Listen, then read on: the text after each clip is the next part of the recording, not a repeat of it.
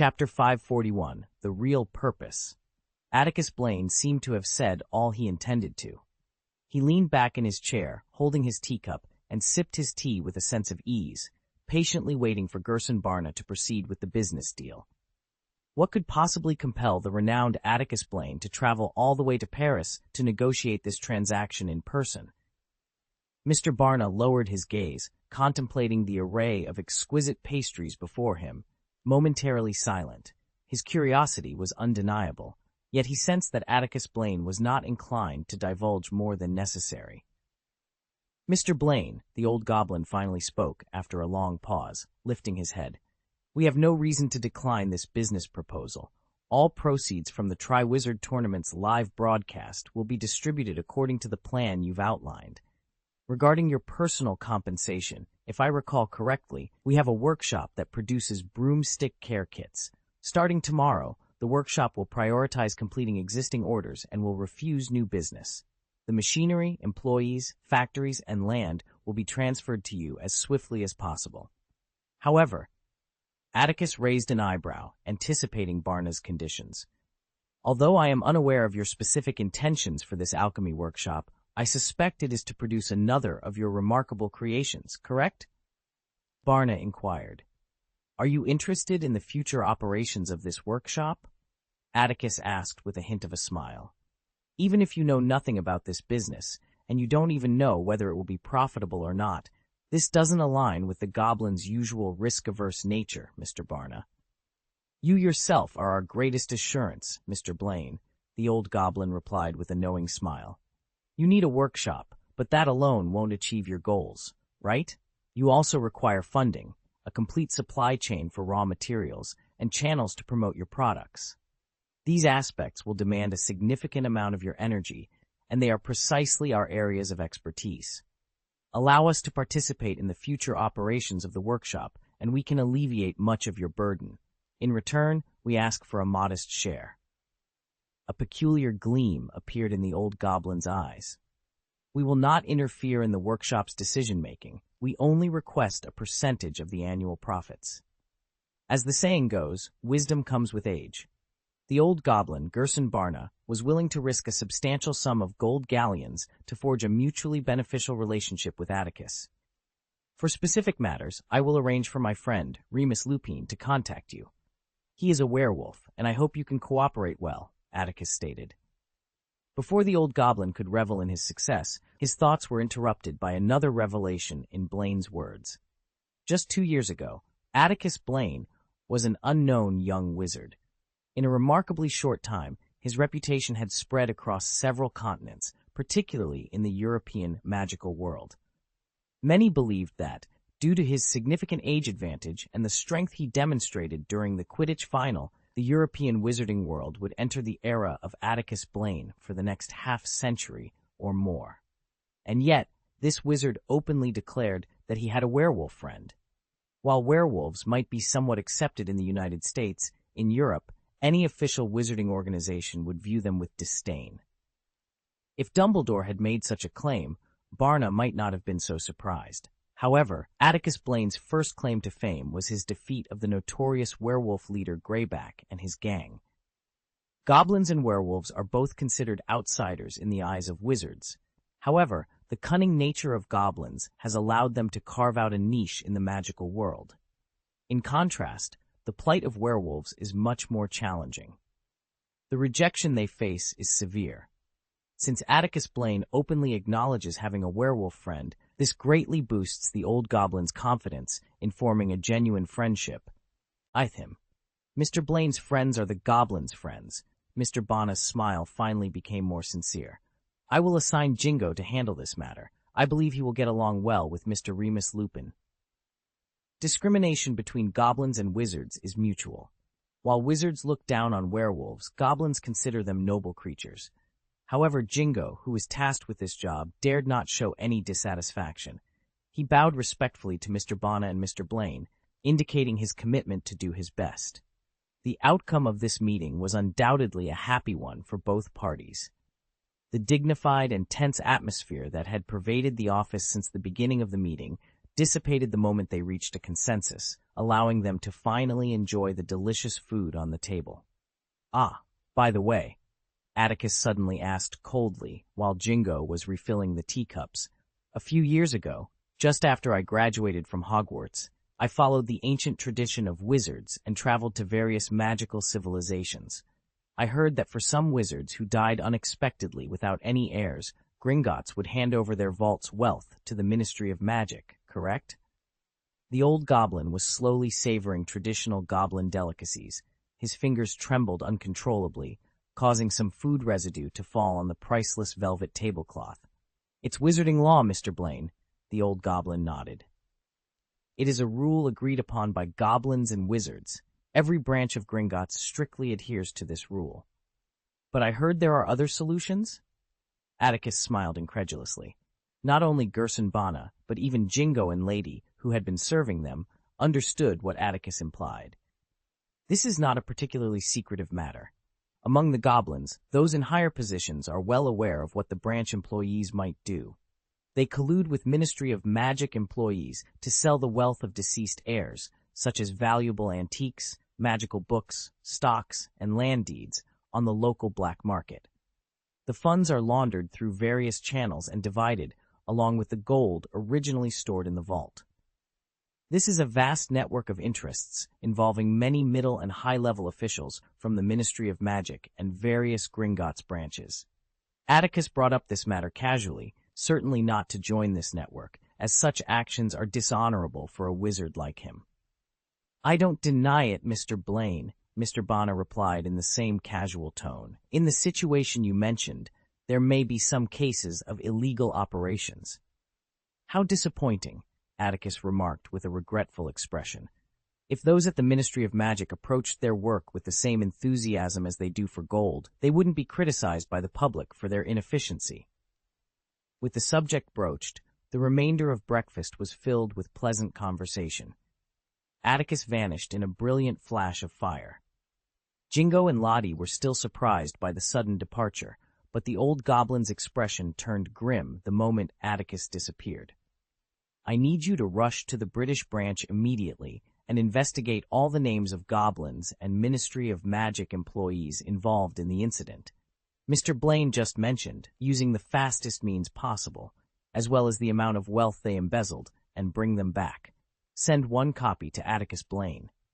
Jin Gay, who had come to carry out the order, was momentarily taken aback. Hesitantly, he asked, "Are you considering the implications for the British Ministry of Magic?" "We might end up offending many people, Mr. Barna." With a solemn expression, Mr. Barna replied, "Atticus Blaine takes this matter very seriously. Perhaps this is the true purpose of his visit." End of this chapter. Chapter 5 and 42.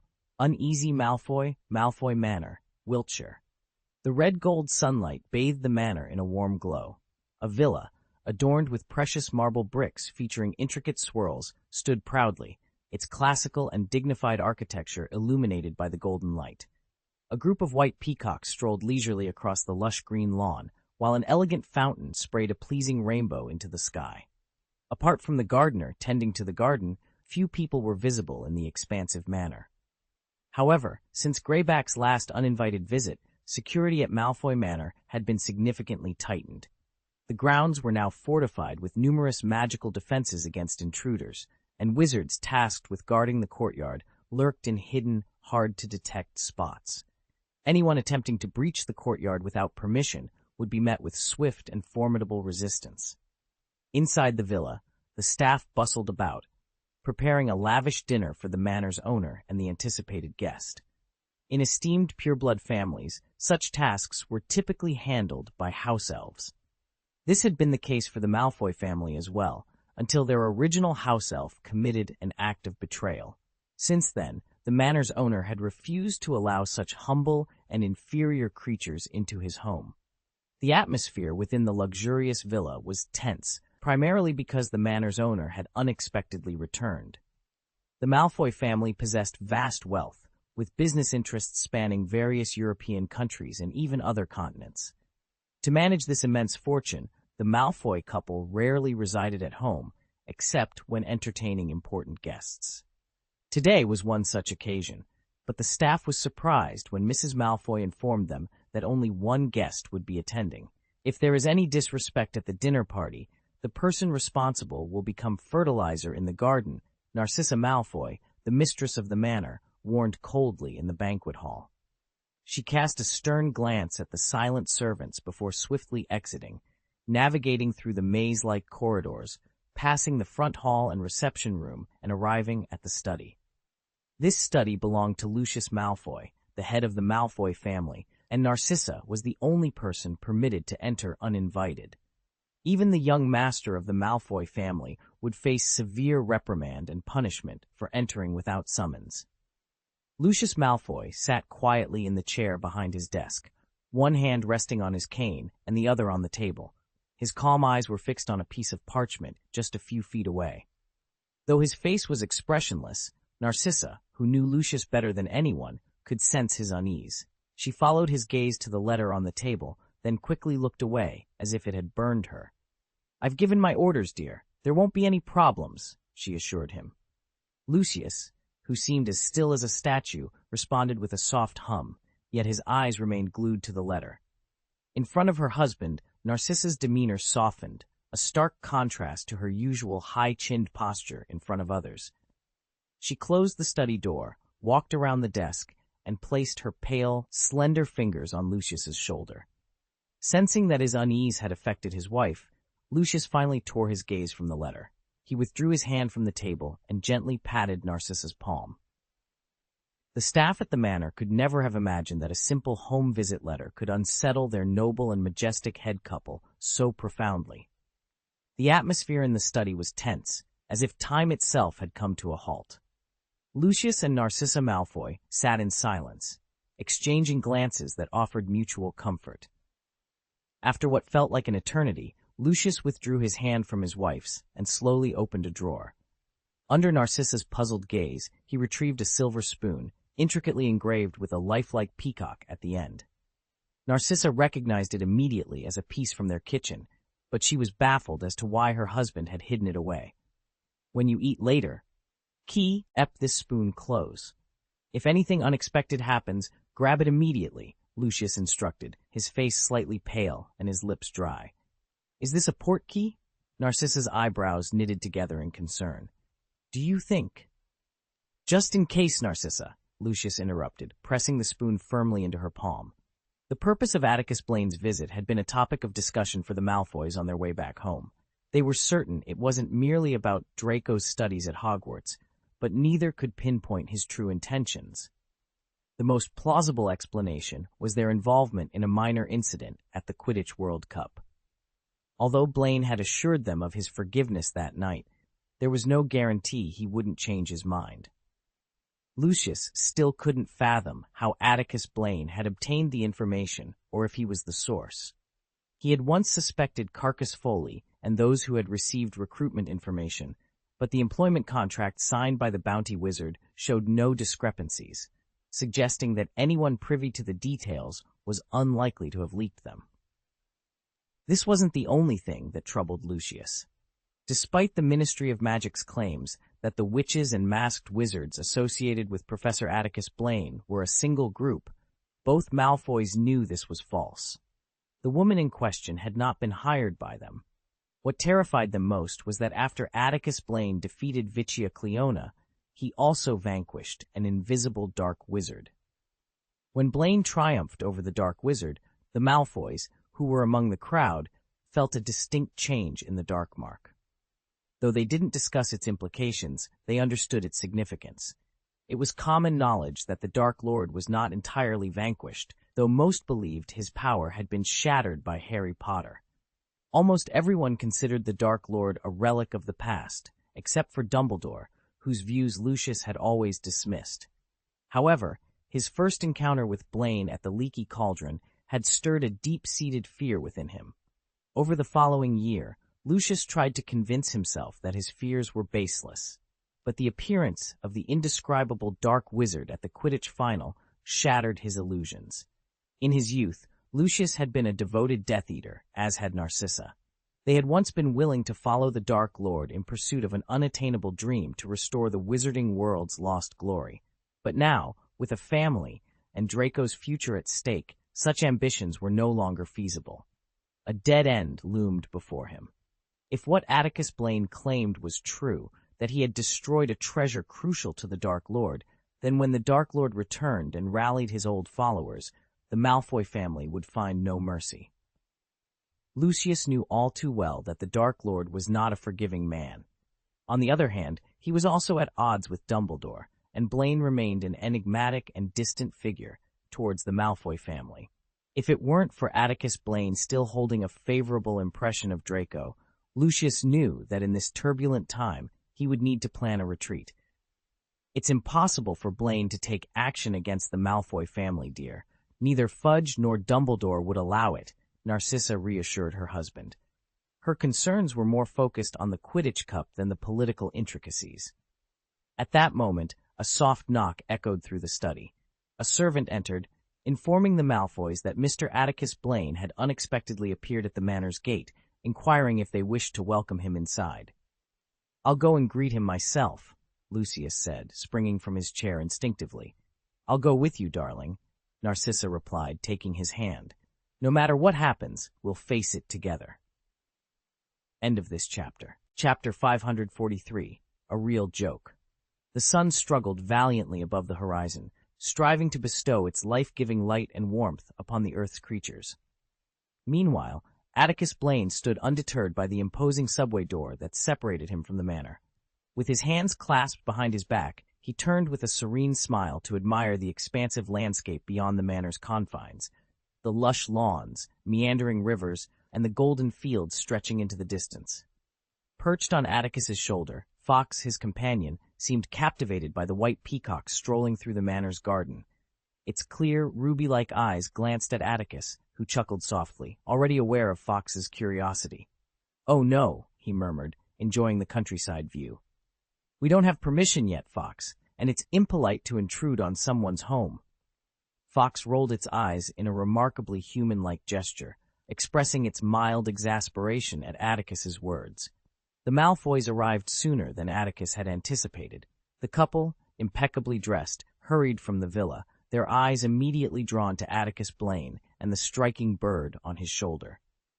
"My apologies for keeping you waiting, Professor Blaine," Lucius Malfoy called out, still a good 60 feet from the grand iron gate. With a wave of his hand, the gate swung open smoothly, devoid of the grating sound typical of Hogwarts's ancient gates. As Lucius approached, he recognized the bird on Atticus's shoulder as Dumbledore's phoenix. Could Blaine's visit be on Dumbledore's behalf? The thought flitted through Lucius's mind, only to be dismissed as irrelevant for the moment. Atticus reluctantly tore his gaze from the idyllic scenery and turned to face the Malfoy couple, his expression inscrutable. His attention was caught by the spoon in Narcissa's hand, prompting a slight raise of his eyebrows. "This is my wife, Narcissa. You've met her before, Professor Blaine," Lucius said, noticing Atticus's glance. Both Lucius and Narcissa paled, having forgotten to conceal the spoon. Lucius quickly attempted to cover up, adding, "She was just setting up in the dining room." Atticus's lips finally curved into a slight smile. He nodded politely to Narcissa Malfoy and, choosing his words with care, said, "Thank you for your hospitality, Mrs. Malfoy." With Atticus's words, the Malfoys felt a weight lift from their shoulders. Lucius promptly invited Atticus into the manor, leading him toward the villa. "Wait," Atticus suddenly said, halting at a fork in the path. He offered the Malfoys a reassuring smile as they turned pale once more.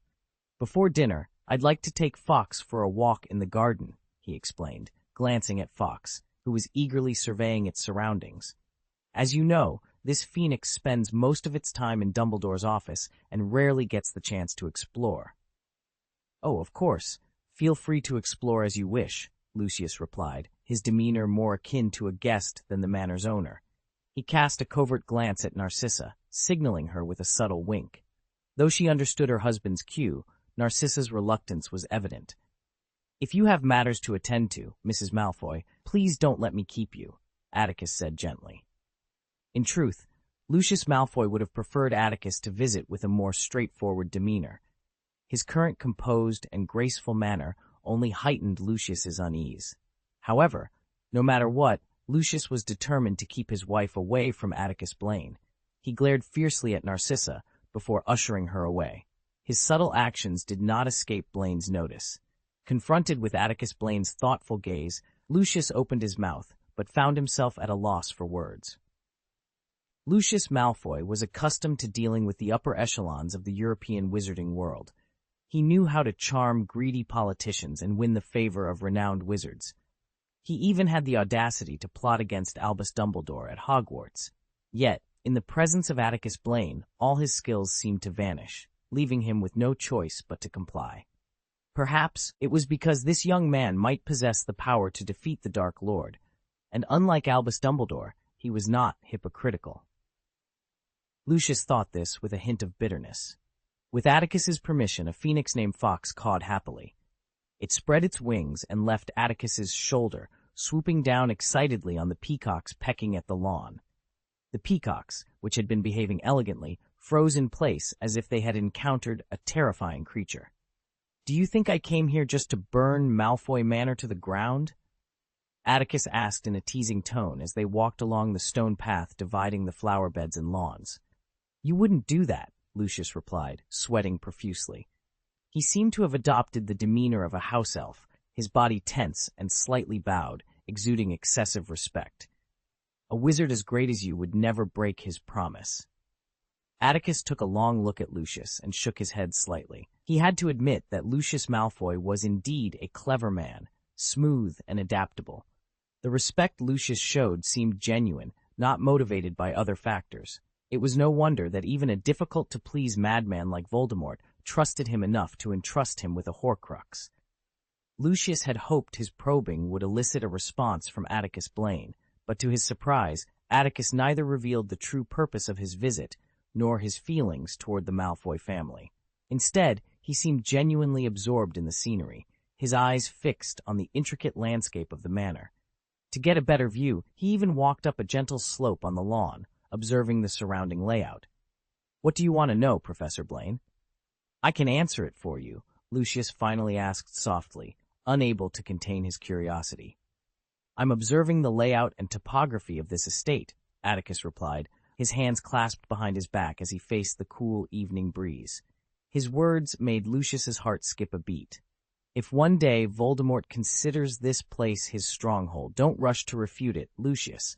I mean, if this truly happens and I want to send people to attack Malfoy Manor, how should I proceed?" End of this chapter. Chapter 544. Lucius's request. The gentle breeze that had been caressing the landscape moments ago suddenly turned fierce. Atticus Blaine faced the gusts, squinting against the force. At the horizon, where the wind blew strongest, darkness crept across the sky, spreading rapidly in all directions with an ominous intensity. Lucius Malfoy's forehead throbbed with tension as he attempted a strained smile. "This is a joke, isn't it, Professor Blaine?" he said, struggling to suppress a cough as the wind threatened to engulf him. "As everyone knows, the Dark Lord was defeated by Harry Potter. He will never return. And as for the Malfoys..." Lucius took a deep breath, his face turning a shade of blue. "We have been cleared of any connection with the Dark Lord. The Ministry of Magic has confirmed that those rumors are false. Even if he were to return one day, the Malfoy family would have nothing to do with him. Malfoy Manor will not become his stronghold."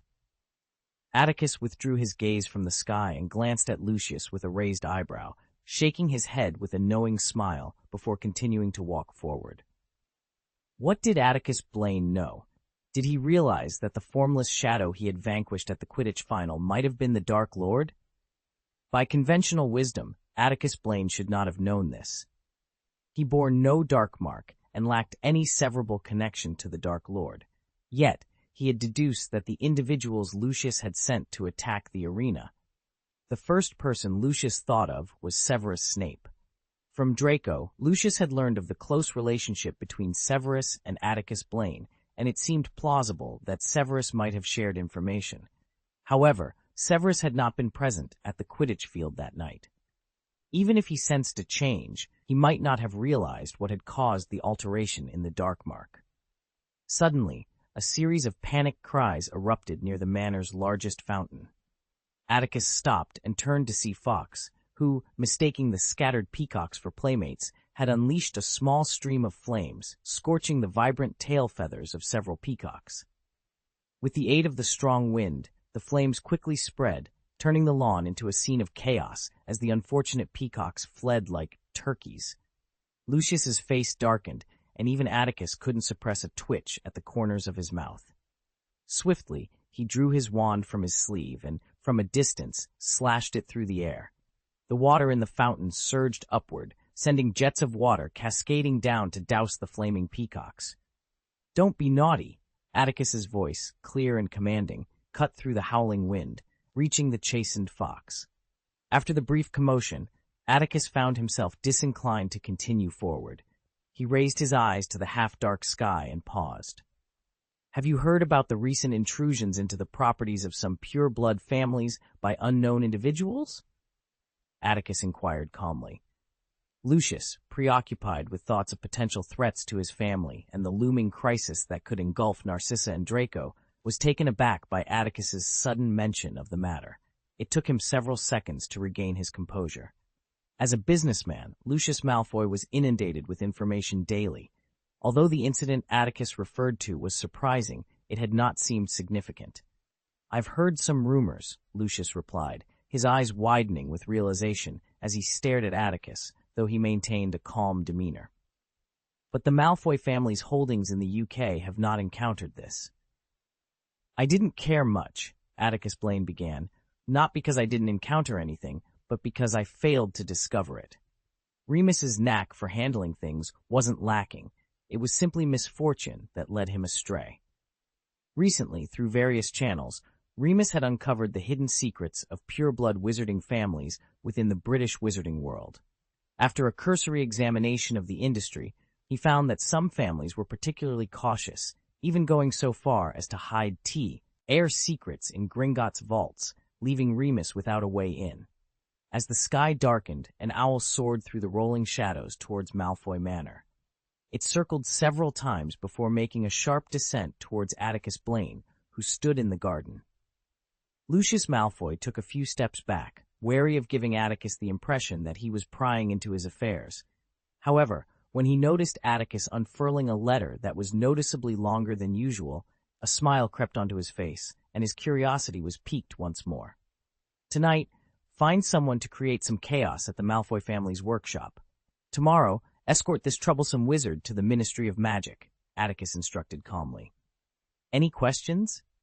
Lucius's fists clenched tightly within his sleeves. It was clear to him that Atticus Blaine had come to protect the individual causing trouble in the shadows, someone who was acting under Atticus's orders. Since Blaine had approached the Malfoy family for cover, it meant that the person's identity had been compromised and might even be under the Ministry's control. But who could it be? Lucius pondered, realizing that if the Ministry had indeed captured the person, it would be easy to find out. What intrigued him even more was why Blaine was doing this. Was he investigating something or searching for someone? Lucius's brow furrowed as he tried to piece it together. However, when his gaze inadvertently met Atticus Blaine's deep purple eyes, a shiver ran down his spine, and cold sweat formed on his forehead. The decision to refuse or agree was a non-issue. Lucius Malfoy had no choice but to comply, especially given the damning secrets Atticus held over him. If Atticus Blaine wished to end his life, Lucius knew he would have no means to resist. Moreover, he was acutely aware that if Blaine decided to act, he would do so discreetly, leaving no trace or clues behind. "So," Atticus said, nodding with satisfaction at Lucius's expected response. He called softly to Fawkes in the distance. As the phoenix appeared on his shoulder, Atticus turned to Lucius with a smile. "Thank you for your support, Mr. Malfoy. I'm leaving now." "Leaving?" Lucius's expression froze. "But the dinner party—" "I am well aware that I am not a welcome guest, Mr. Malfoy," Atticus replied with a chuckle. "I will take my leave now, sparing you the risk of breaking the law by using an unregistered portkey." "Wait," Lucius blurted out, recalling Dumbledore's phoenix and instinctively stopping Atticus. But as those intimidating eyes fixed on him once more, Lucius realized he had called out to Blaine without any clear purpose. Atticus displayed remarkable patience, waiting quietly for Lucius to gather his thoughts. "If," Lucius began, his face pale and his eyes trembling like a young wizard on the brink of graduation, anxious about his future. If one day that person truly returns, Mr. Blaine, are you willing to protect the Malfoy family? The night wind howled fiercely through the suburbs, carrying an air of urgency. I only protect those who deserve it, Malfoy, Atticus Blaine replied with a wry chuckle. As his words lingered in the air, his figure and voice were swept away by the gusts, vanishing into the night. End of this chapter. Chapter 545, Intentions. Atticus Blaine did not linger to partake in the dinner meticulously prepared by the Malfoy family. From the outset, he had no intention of doing so. He was well aware that he was not a welcome guest. However, Narcissa's exquisitely shaped spoon, which served as a portkey, left him somewhat bemused. It seemed that Malfoy had been startled by his unexpected visit. Atticus had always held a certain optimism about Lucius Malfoy. Despite Lucius's checkered past and the many thoughts that ran contrary to Atticus's own, it was undeniable that Lucius was a man of intelligence and clarity. Although he had once served Voldemort and was deeply trusted by him, Lucius was not like the infamous deranged Death Eaters imprisoned in Azkaban. Atticus could discern that, in Lucius's heart, family held far greater importance than allegiance to Voldemort. Yet, he found himself in a precarious position, caught between conflicting loyalties. Communicating with intelligent individuals was always easier, so Atticus was not concerned about Malfoy causing trouble regarding Remus. With a resounding boom, the brilliant firelight dissipated, and the quiet alley was once again cloaked in darkness. "Sorry, Fawkes, you're not suited for crowded places," Atticus said as Fawkes the Phoenix attempted to perch on his shoulder, only to be gently blocked. Fawkes's ruby eyes reflected clear dissatisfaction. "You can enjoy yourself. There's no need to rush back to Hogwarts." After Fawkes departed, Atticus surveyed his surroundings. Once he confirmed his location, he swiftly made his way along the narrow alley. Before long, he emerged onto the bustling street of Diagon Alley. Across the street stood the Leaky Cauldron, renowned in the wizarding world. Fortunately, the attention of the wizards bustling about was focused on the lively Diagon Alley, and no one noticed the famous Atticus Blaine among them. However, this tranquility vanished as soon as he stepped into the dingy Leaky Cauldron. The ground floor of the tavern was abuzz with activity. Tom, the bar owner, who had almost lost all his hair and resembled a shriveled walnut, was engaged in conversation with a little old man wearing a wide-brimmed hat. Several old wizards, who appeared rather disreputable, sat in a corner, sipping sherry from small glasses. One of them, holding a long pipe, filled the hall with smoke. "Oh my goodness!" Tom exclaimed, casting a casual glance at the patrons entering from the back door. He abandoned the little old man and hurried from behind the bar, rushing toward Atticus with near tears of excitement. "It's a great honor, Mr. Blaine. How can I serve you?" The entire Leaky Cauldron fell silent. The old wizards, with burn marks on their faces in the corner, lowered their heads one by one under Atticus's gentle gaze. The man with the cigarette pipe discreetly tucked it into his wide sleeves. "Long time no see, Tom," Atticus said kindly. "I hope to have a private room, as I need to meet someone later to discuss something important. Of course, I might need to eat something before that." During the summer, when Sirius escaped from Azkaban, Atticus had stayed at the Leaky Cauldron for a while, entrusted by Fudge to look after Harry, who had run away from home. Thus, he was familiar with the establishment and its owner. However, the bar owner had not been as accommodating to him back then. As Atticus followed Tom into the private room area, many patrons paid their respects. Some were clearly interested in befriending him, but there seemed to be an aura around Atticus Blaine that deterred them. Until Mr. Blaine disappeared from view, no one dared to approach. Almost in the blink of an eye, Tom knocked on the door of the private room, carrying a tray. To Atticus's surprise, the tray was laden with various drinks, but scant food. "Oh, these were all ordered for you by the patrons in the bar, Mr. Blaine," Tom explained, his voice withered with age. The boss leaned over, his eyes gleaming with delight. "They all want to buy you a drink." "Thank them for me," Atticus Blaine replied, not for the first time encountering such a situation. With practiced ease, he reached into his coat, retrieved a handful of golden galleons, and placed them on Tom's tray, smiling warmly. "I can't take advantage of people's generosity, Tom. This gold should be enough for everyone in the hall to enjoy a glass of the strongest fire whiskey. You are such a generous gentleman, Mr. Blaine, Tom, the bar owner, said with admiration. He carefully exited the private room, closing the door behind him.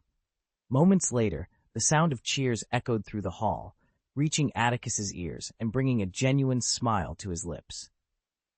As the clock on the mottled gray wall of the room ticked to 1 minute before 7, the rapid clatter of high heels on the wooden floor resonated from the corridor outside.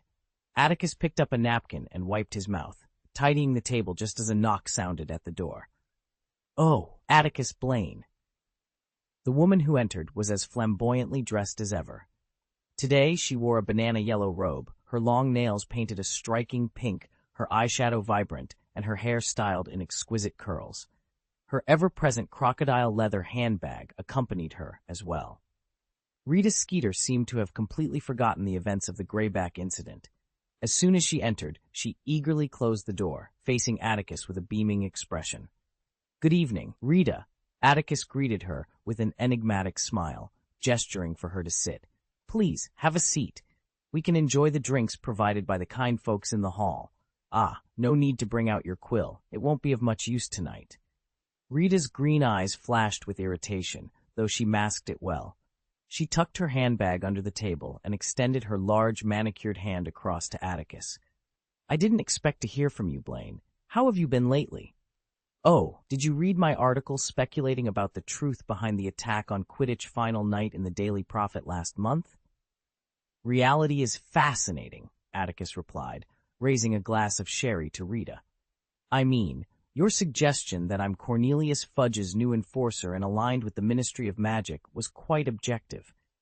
Rita Skeeter showed no embarrassment. Instead, she responded cheerfully, "I just think a wizard like you should always have a bit of a rebellious spirit." "Thank you for your candid advice, Rita. Could you please keep your quill in your handbag? I'm concerned it might cause trouble later," Atticus said with a smile. "Oh, this quill is a bit old and sometimes misbehaves," Rita admitted, her smile faltering slightly beneath her thick layer of pink makeup. She kicked her handbag in frustration, then took a deep breath and fixed her bright eyes on Atticus Blaine. Eagerly, she asked, "So, Blaine, would you like to discuss the mysterious witch Vitia Cleona with our readers? People first heard her name from you. You mentioned she's powerful like you, not keen on fame, and part of an unknown organization. You have a history, don't you? The public is very curious about your relationship. Are you perhaps a couple?" Atticus had anticipated this line of questioning when he summoned Rita Skeeter. Unfazed, he smiled and snapped his fingers. Boom! A sudden, sharp sound echoed in the small room, startling Rita Skeeter, who momentarily feared Atticus was angry. However, nothing happened, and the sheets remained undisturbed. The parchment drifted gracefully through the air, coming to rest on the table before Rita. "What is this?" she asked, her voice tinged with apprehension. It was as if she had suddenly recalled that the man before her, Atticus Blaine, was the most formidable wizard in the world. Her eyes widened with panic. "Take a look," Atticus replied, setting his wineglass down gently. He leaned back in his chair, fingers interlaced, and offered her a reassuring smile. End of this chapter. Chapter 546. I Am Not the Dark Lord. "Oh, you've brought me some big news?" Rita attempted to mask her nervousness with a curious smile, but it was poorly concealed. Her scalp tingled, and her heart pounded in her chest. After a series of events, Atticus Blaine's reputation had surprisingly improved. Most people were extremely grateful for his timely intervention on the night of the Quidditch final, which had nearly saved many magical civilizations around the world. However, amidst the praise, there were also dissenting voices. Rita, a well-informed real-time reporter, had heard many negative arguments, some of which were not entirely unfounded. She glanced at Blaine tentatively, but he remained unmoved, simply observing her quietly. With no other choice, Rita picked up the parchment on the table. She unfolded the letter with her plump fingers, adjusted her jeweled glasses, and squinted at the unusually long parchment. The familiar names on the letter suddenly captured her attention. "Oh, Merlin's beard!" Rita, who had been sitting casually, suddenly sat upright. She traced the letter from top to bottom with her thick fingers, reciting the names and detailed information about the spoils listed. Atticus watched Rita's reaction with interest. To be honest, he was a bit surprised. He had expected Rita Skeeter to tremble with excitement upon seeing the list. However, as time passed, Rita's eyebrows rose higher, her lips pursed tighter, and her hands began to tremble. According to Atticus's judgment, this was not necessarily due to excitement. Several candles, supported by cheap bronze candlesticks on the table, emitted a dim light. Occasionally, a few bright sparks popped out of the stable flame, but they were fleeting. Rita's eyes darted back and forth over the names on the parchment. She examined it carefully, as if she wanted to engrave the information into her mind. It wasn't until Atticus had finished 2 glasses of sherry that she finally set the parchment aside. Her powdered face appeared even paler now. "I can't believe it, Blaine. You have something like this."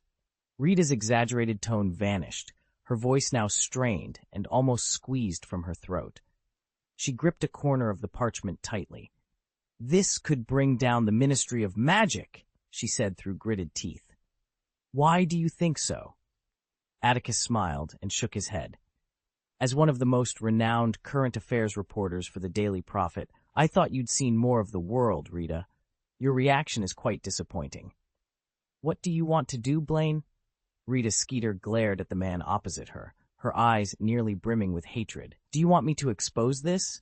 Do you want me to publish it in the Daily Prophet for everyone to see? And if I do?" Atticus seemed to find Rita's reaction amusing. He continued to watch the somewhat explosive Rita Skeeter with interest, speaking casually. For a moment, Rita Skeeter felt the urge to grab her bag and leave, but she knew she couldn't without the man's permission, especially after seeing such incriminating evidence. Of course, Rita didn't think Blaine would kill her now. Too many people had seen her enter Blaine's box, but he surely had a way to silence her, or even orchestrate something seemingly reasonable after she left the leaky cauldron. Atticus Blaine was not a moral paragon like Dumbledore, who was beyond reproach. Anyone with even a little knowledge of Blaine knew this. "Well, you might as well inform the Ministry of Magic that I'm an illegal animagus, Blaine." Rita Skeeter snapped, her eyes icy and defiant. "Perhaps I'll be fortunate enough that the Dementors won't damage my mind. Then, once I'm released, I can enjoy the gold I've saved over the years. And if I manage to destroy this in the newspapers, though, with all due respect, I doubt it will ever make it to print, my dream of writing a biography of Albus Dumbledore might be ruined." Atticus Blaine chuckled at the sight of the furious Rita Skeeter. "You're much smarter than you think, Rita." Rita, however, was far from pleased with the compliment. She stood up abruptly, her eyes reflecting the flickering firelight, seething with anger at Atticus Blaine for trying to entangle her in a dangerous scheme. "Maybe you want to seize power and replace Cornelius Fudge as Minister of Magic, Blaine, but you can't drag me down with this," she spat, her breath coming in sharp gasps. "I know the faces of those politicians better than you do. They might tolerate the occasional scandal I bring to light, but if it truly threatens their status, they'll disregard any laws they've made." "Very perceptive," Atticus applauded, clapping his hands. "But please, sit down. I haven't finished speaking yet." After a moment's hesitation, Rita sat back down, not only because she couldn't resist Atticus Blaine's command, but also because she was curious about his intentions.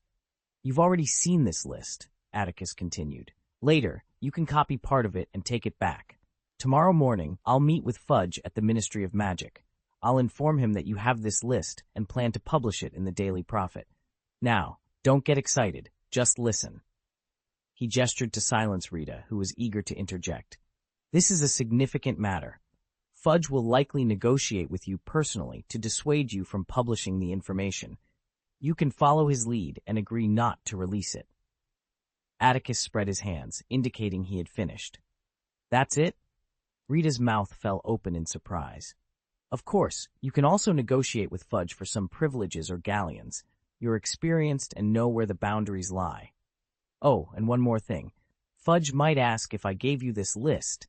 You must stick to your story. If he inquires about your source, well, you're quite adept at crafting tales, Rita. I trust you can provide our Minister of Magic with a convincing answer." Rita slowly closed her mouth, her green eyes glinting with realization. Atticus Blaine likely didn't intend to topple the Ministry of Magic or put her in jeopardy. He was using her for some other hidden purpose. But before she could question him further, Atticus spoke with a calm authority befitting his stature. "Mind your curiosity, Rita." Rita's breath caught, her chest heaving. "You're asking for my help, aren't you, Blaine? But why should I help you?" "This benefits you as well, doesn't it?" Atticus replied smoothly. "As long as you refrain from publishing the list and assure Fudge, I doubt he'll take any action against you. You do have a weak spot in the Ministry of Magic. If something unfortunate happens in the future, perhaps this could be your escape." Rita raised an eyebrow, momentarily speechless. "Then, let's proceed," Atticus concluded, not waiting for Rita's explicit agreement. He took a sip of the remaining wine and sighed contentedly. Good. As the night enveloped the room, Atticus Blaine rose from his chair, his movements deliberate and composed. He took 2 steps toward the door, his hand reaching for the handle. Just as he was about to leave, a voice halted him. "Wait, Blaine!" Rita Skeeter called out, her voice tinged with urgency. The door was ajar, and Atticus paused, turning slightly to acknowledge her. Rita's eyes were wide with a mix of fear and curiosity. She hesitated, her words catching in her throat before she finally spoke. "You surprise me, Blaine," she admitted, her voice dry and cautious. "You possess such power. Whatever you intend to do, even Fudge can't stop you. But you've gone to great lengths. This list, it can't have been easy to obtain." Atticus chuckled softly, a sound that was both amused and enigmatic. He turned away, but his parting words lingered in the air, reaching Rita's ears even through the closed door. "I am not the Dark Lord, Miss Rita Skeeter." End of this chapter. Chapter 547, Visiting the Ministry of Magic. The Ministry of Magic, Minister's Office, ground floor. On a typical day, the corridor outside the Minister's office is bustling with Ministry of Magic employees waiting to report matters and obtain signatures. This scene was particularly chaotic following the attack at the Quidditch match, with lines stretching from Fudge's office to the elevator hall. Today was no different. Early in the morning, the minister's office door, usually open to welcome guests, remained firmly shut. Even Senior Minister Dolores Umbridge couldn't gain entry. The employees queued outside were abuzz with speculation, wondering what major case had prompted the Auror office's urgent visit. Inside the opulent minister's office, the atmosphere was equally tense. Sirius had been locked in a heated argument with Dellis all morning about Remus, completely disregarding his superior. Rufus Scrimgeour, head of the Auror office, watched him with a steely gaze. Kingsley, also present, made several unsuccessful attempts to ease the tension. "That scumbag!" Dellis exclaimed, his straight gray hair bristling as if electrified. His wizard's robe clung tightly to his tense, muscular frame. He glared at Sirius, his voice rising to a near roar. "I've seen through him long ago. He wants to use conspiracy to thwart the department's investigation, doesn't he? And you, Black, you've been covering for him, trying to buy time." "Watch your words, you fool," Sirius retorted, his gray eyes flashing coldly, his tone as icy as his gaze. "There's no evidence to prove Remus is guilty. Perhaps he was just there by chance. Moreover, even if Remus does have a problem, he has the right to receive treatment at St. Mungo's Hospital for magical maladies and injuries before consulting the ministry." "Absurd!" Dellis spat, barely restraining himself from drawing his wand and hexing the man he considered equally culpable. In his eyes, Sirius Black and Remus Lupin were two of a kind. One had languished in Azkaban for over a decade, and the other— "The law is to protect wizards," Dellis growled through clenched teeth, "not for those filthy, despicable werewolves." If the office atmosphere had been like a pot of scalding oil, Dellis's unrestrained words were akin to pouring a bucket of cold water into it, causing an explosive reaction. Without hesitation, Sirius whipped out his wand, pointing it directly at Dellis's eyes. "Apologize," Sirius demanded, his breath ragged, "or I'll make sure you spend a few days at St. Mungo's, Dellis. I'd rather send you back to Azkaban," Dellis retorted, drawing his wand without a hint of weakness. As the confrontation threatened to escalate into a duel, Rufus Scrimgeour, the immediate superior of both Dellis and Sirius, intervened. His lion-like orange eyes blazed with a fierce light, and his voice boomed like a lion's roar, a warning before an attack. "What do you think you're doing?" Rufus stepped between the two men. "For a criminal, do you intend to blow up the minister's office?" At these words, Sirius turned his furious gaze on Scrimgeour, while a flicker of pride crossed Dellis's rugged features. Kingsley, standing nearby, narrowed his eyes, unable to openly express his thoughts. From his vantage point, he observed Fudge, seated behind his desk, frowning, his eyes wandering with uncertainty. This morning had been anything but ordinary. Cornelius Fudge often found himself in such a state. He would listen to the arguments of both parties for a while, then drift into his own thoughts, seemingly indifferent to the conflict unfolding in his office. What could he possibly be planning? "Put your wand down, Sirius," Kingsley urged, unable to decipher the minister's intentions. "No one wants to see you and your colleagues fighting in the minister's office, Sirius." He emphasized no one, hoping Sirius would catch his hint. However, the enraged Sirius ignored Kingsley's words, intent on defending his friend. Rufus, noticing Kingsley's subtle cue, shot him a sharp glance. "Minister!" The office door, which had been silent for a moment, was suddenly pounded upon with urgency. The voice outside was filled with excitement, nearly shaking the door off its hinges. "Are you there, Minister?" After nearly 2 months, Sirius had become well acquainted with the ministry staff and immediately recognized the voice as that of Dirk Cresswell, the young new director of the Goblin Liaison Office. Dirk had developed a good rapport with Sirius, not through Sirius's efforts, but because Dirk admired Atticus Blaine, who was also a Slytherin. On days when Sirius was not on duty, Dirk would seek him out to discuss Atticus. Hearing Dirk's excited voice, Sirius's eyebrows twitched slightly, and he finally lowered his wand. "There's someone you need to meet, Minister," Dirk persisted, still facing the door. "I'm handling things, Dirk," Fudge shouted irritably through the door. "If it's convenient, have the visitors see Dolores for a number and wait outside." The knocking paused for a moment, then resumed with renewed vigor. Dirk shouted, "Are you sure, Minister?" "It's Mr. Blaine. Atticus Blaine is outside the door." Sirius's eyes widened, and the anger on his face dissipated, along with the tension he'd been carrying for the past 2 days. He moved to open the door, but a stern look from Rufus stopped him in his tracks. "Atticus?" Fudge's expression shifted from relief to tension in a matter of seconds. He awkwardly half rose from his seat, then settled back down, feigning a cough. "All right, Dirk. You can bring him in." Rufus, Scrimgeour, and Dellis exchanged glances, their faces darkening. "What's going on?"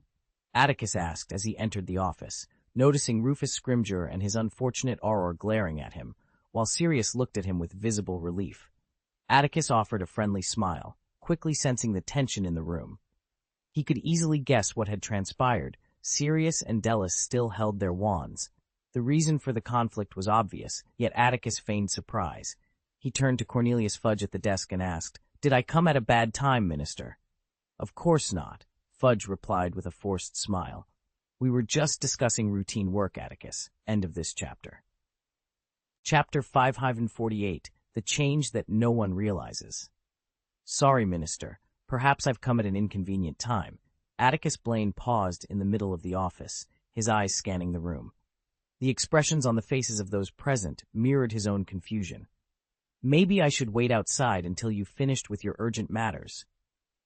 Atticus's bewilderment was so convincing that even Sirius and Fudge were momentarily perplexed. Fudge scrutinized Atticus's distinctive lavender eyes and asked cautiously, "Are you unaware of what's happened, Atticus?" "What?" Atticus furrowed his brow, glancing from Fudge to Sirius. "What happened to me? Ah, well." Fudge hesitated, taking a deep breath before forcing a smile. "Nothing, Atticus. We were just discussing a mission for Rufus and his department. Please have a seat. Durmstrang and Beauxbatons will be visiting Hogwarts next week. I assumed you were as busy as I am." "Your assumption isn't far off, Minister," Atticus replied, feigning ignorance of Sirius's probing gaze. With a smile, he resumed his steps, bypassing Rufus and Kingsley, and settled into a chair opposite Fudge. "I've been quite dizzy lately, but there's something urgent I need to discuss with you." "Oh, really?" Fudge's expression turned slightly awkward. After a moment's thought, he gestured for the aurors to join them at the conference table. Exhaling softly, he asked, Are we facing any issues with the tournament preparations? Everything is proceeding smoothly, Minister. This is the first Triwizard tournament in centuries. Please trust Principal Dumbledore and me. Nothing will go awry at Hogwarts. However, if I may, I'd like to address a personal matter first. Atticus smiled sheepishly, retrieving an application form from his pocket and placing it before Fudge. You see, Minister, the salary at Hogwarts isn't sufficient to support my ongoing magical research. I've decided to open an alchemy workshop to produce a new gadget I've recently invented. I was hoping you could expedite the approval process. Atticus's request left the room in stunned silence. Rufus's bright yellow eyes flickered with surprise, and his brow furrowed deeply. What was happening? Wasn't Atticus Blaine here because of Remus Lupin's situation? Sirius instinctively moved to stand, but Kingsley discreetly kicked him under the table, urging patience. Despite this, uncertainty lingered in Sirius's eyes as he studied Atticus's profile, struggling to believe what he was hearing. Over the years, Cornelius Fudge had encountered countless individuals seeking favors, but he never expected Atticus Blaine to approach him for financial gain. This unexpected turn of events left Fudge feeling unexpectedly at ease. The Venus Learning Machine, Model 94, Fudge's typically guarded demeanor softened as he examined Atticus's application with interest. Is this your brilliant idea, Atticus? What exactly does this alchemical tool do? I was just about to explain, Minister, Atticus replied eagerly. This invention isn't solely my doing. Many esteemed faculty members at Hogwarts, including Principal Dumbledore, Professor McGonagall, Professor Flitwick, and other experts in the field, have contributed their insights. Of course, if I may be immodest, the initial inspiration was mine. Hogwarts School of Witchcraft and Wizardry is renowned worldwide, and the wizards who teach there are among the most respected in their fields. Without exception, the most outstanding wizards were gathered at the conference table. Even the few arrogant individuals present couldn't help but be intrigued when Atticus Blaine began to speak, eagerly awaiting his introduction of a new invention. The primary function of this device is for educational purposes. Allow me to demonstrate, Atticus announced. With Fudge's permission, he drew his wand and turned to an open space in the center of the office. With a graceful wave, golden phantom sand materialized from the void. Countless beautiful, tiny light particles danced in the air, guided by Atticus's wand, gradually arming a peculiar object. At first glance, it appeared to be a metal armchair. The space beneath the chair was enclosed, suggesting that all its essential components were hidden inside. From the back of the chair, several snake-like metal tendrils extended, ending in small suction cup-like discs reminiscent of squid tentacles. These discs were positioned to align with the head of anyone seated, as if poised to interact with the mind. Does this device make people smarter? Fudge asked, leaving his seat to examine the illusion with keen interest. He studied the strange machine, which embodied the collective wisdom of many Hogwarts faculty members. How does it work? For instance, Atticus continued, moving his wand again. A light screen, similar to a Muggle television, appeared, displaying squares labeled with various magical disciplines, such as transfiguration and spells. Suppose a wizard struggles with the iron armor spell and wishes to use this machine to master it. In that case, Atticus tapped spells on the light screen with his wand. The display changed to reveal a map resembling a magnifying glass. After writing Iron Armor Spell on the graphic and tapping the Confirm button, the tendrils extending from the chair began to twist, and the suction cups emitted a pure, fluorescent white glow. The machine will draw your consciousness into an illusion, Atticus explained, glancing at Fudge, who was becoming increasingly engrossed. There, you will encounter a wizard whose image I have preset. This wizard possesses all of Professor Flitwick's experience and tips on the Iron Armor spell. He will guide you through personalized practice, point out your mistakes, and suggest ways to improve. Minister, with a machine like this, you can have Professor Flitwick, the former duel champion, guide you in mastering the Iron Armor spell as many times as you wish. Alternatively, you can learn Transfiguration from Professor Flitwick, who has profound knowledge in the field. And if you wish to learn my Spirit Fire spell, that's also possible, as I've included all the relevant knowledge. Not only was Cornelius Fudge captivated, but even Rufus Scrimger widened his eyes and clenched his fists in excitement at Atticus's revelation. For basic standard spells, you can purchase the machine to learn them. However, for special and advanced spells, there might be an additional cost, Atticus explained. What do you plan to sell it for, Atticus? Fudge inquired eagerly. Despite his flaws, Fudge had served as the Minister of Magic for many years and immediately recognized the device's value.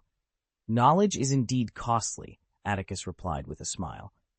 I plan to sell the machine for a substantial sum of galleons. Don't be surprised, Minister. This device holds immense academic value and is incredibly challenging to produce.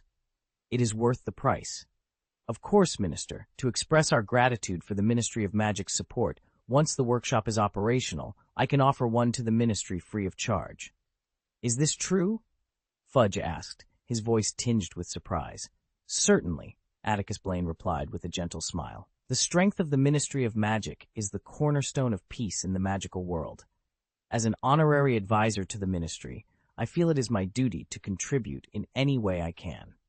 This machine, Mr. Blaine, Rufus Scrimger, who nominally oversees the Ministry's elite armed forces, interjected, narrowing his eyes as he scrutinized Atticus. You mentioned it could even teach others the magic you've created, correct? Indeed, Atticus confirmed, meeting Rufus's gaze with a nod and a smile. However, you must understand, Rufus, that most advanced magic requires a significant level of innate talent. It's not something that can be mastered simply by investing more money. End of this chapter. Chapter 549. Atticus Blaine's wrist fudge glanced at Rufus Scrimger with a hint of displeasure. He was aware that this subordinate of his had no dealings with Atticus Blaine, which was harmless. In fact, Fudge was somewhat pleased by this. However, Rufus should not have made his hostility so apparent on this occasion. The new magic developed by an individual is a very private and precious matter. Even if Atticus claimed he could use this marvelous device to learn his magic, Rufus should not have pointed it out in such detail. The device cost 50,000 galleons each, a price that made Fudge click his tongue in surprise. Even the most affluent families who donate are rarely so generous. Moreover, this was an alchemical tool with extraordinary functions. Fudge gazed at the light and shadow before him, his eyes reflecting shrewdness. Oh, thank you for your generous donation, Atticus, Fudge said, patting Atticus on the shoulder affectionately and smiling. No problem, Atticus. There is no issue with the patent application and production license. Leave the procedures here. I will arrange for Dolores to assist you with it later. Once completed, I will send the qualifications to you by owl. That's great, Atticus replied gratefully. The two of them walked side by side to the desk. Fudge appeared much more relaxed than before, and his gaze toward Atticus was noticeably kinder. It's surprising, Atticus. I didn't expect your expertise in alchemy to be so advanced. Haha, are you finally planning to compete with Dumbledore in inventions and creations? I will never be a match for Headmaster Dumbledore at pinball, Atticus joked, causing Fudge to laugh heartily. Observing this scene, Sirius, who had gradually pieced together some clues, curled his lips in secret. If he hadn't spoken privately with Atticus about his views on Fudge, he might have thought that Atticus and Fudge had been close friends for years. Where is my old friend? Correspondingly, the tension surrounding Rufus and Delis grew more intense. They did not believe that Atticus Blaine had chosen this opportunity merely to visit the Minister of Magic and go backstage. That's right, Minister, Atticus said, changing his expression to one of seriousness. I have one more thing to address today. Midway through his words, Atticus paused. He glanced at the people seated around the conference table, clearly concerned about something. Oh, what is it? Fudge's heart skipped a beat. Ever since Atticus had entered the office, he had been wary of Atticus mentioning Remus. To be honest, even now, he hadn't figured out how to handle Atticus Blaine, which is why he allowed Remus Lupin's werewolf to remain at St. Mungo's, feigning ignorance. It doesn't matter, Atticus.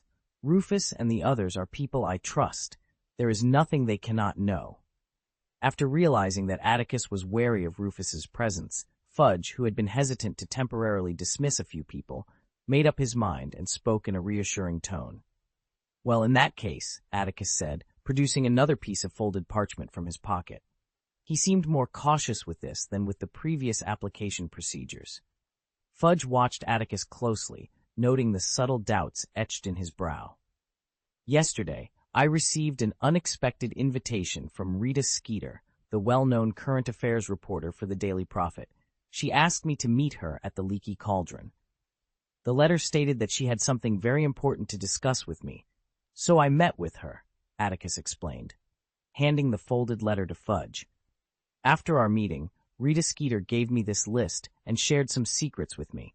You should take a look at it first, Minister, Atticus continued, handing over the document. The name Rita Skeeter caused a few fine lines to appear on Cornelius Fudge's forehead as if by magic. He quickly took the parchment and unfolded it. As his eyes scanned the contents, his expression froze.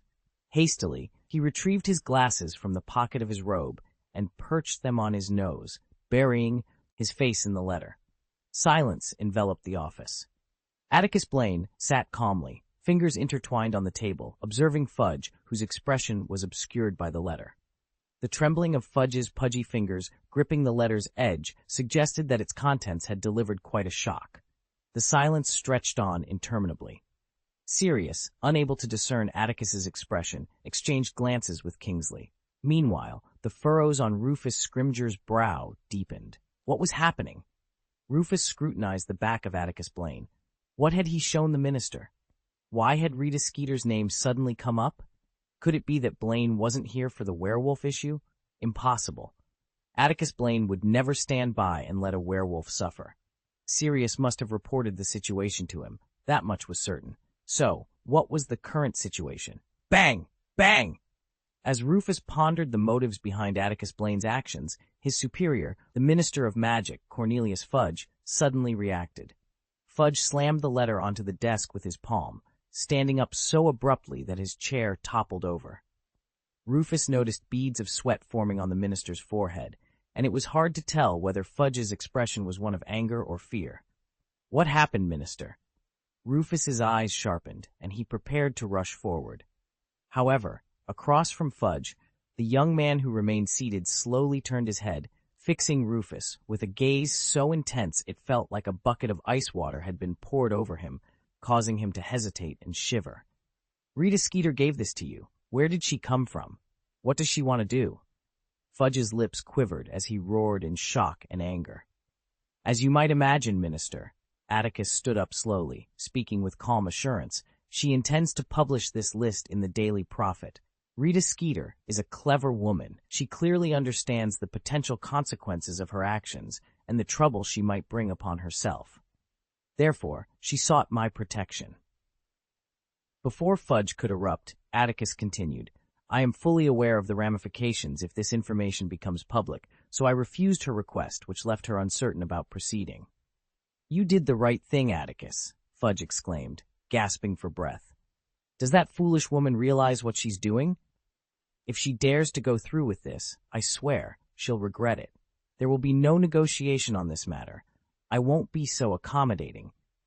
As the holiday approached, the recent surge in traffic driven by Smart Push had been remarkably popular. End of this chapter. Chapter 550, Understatement.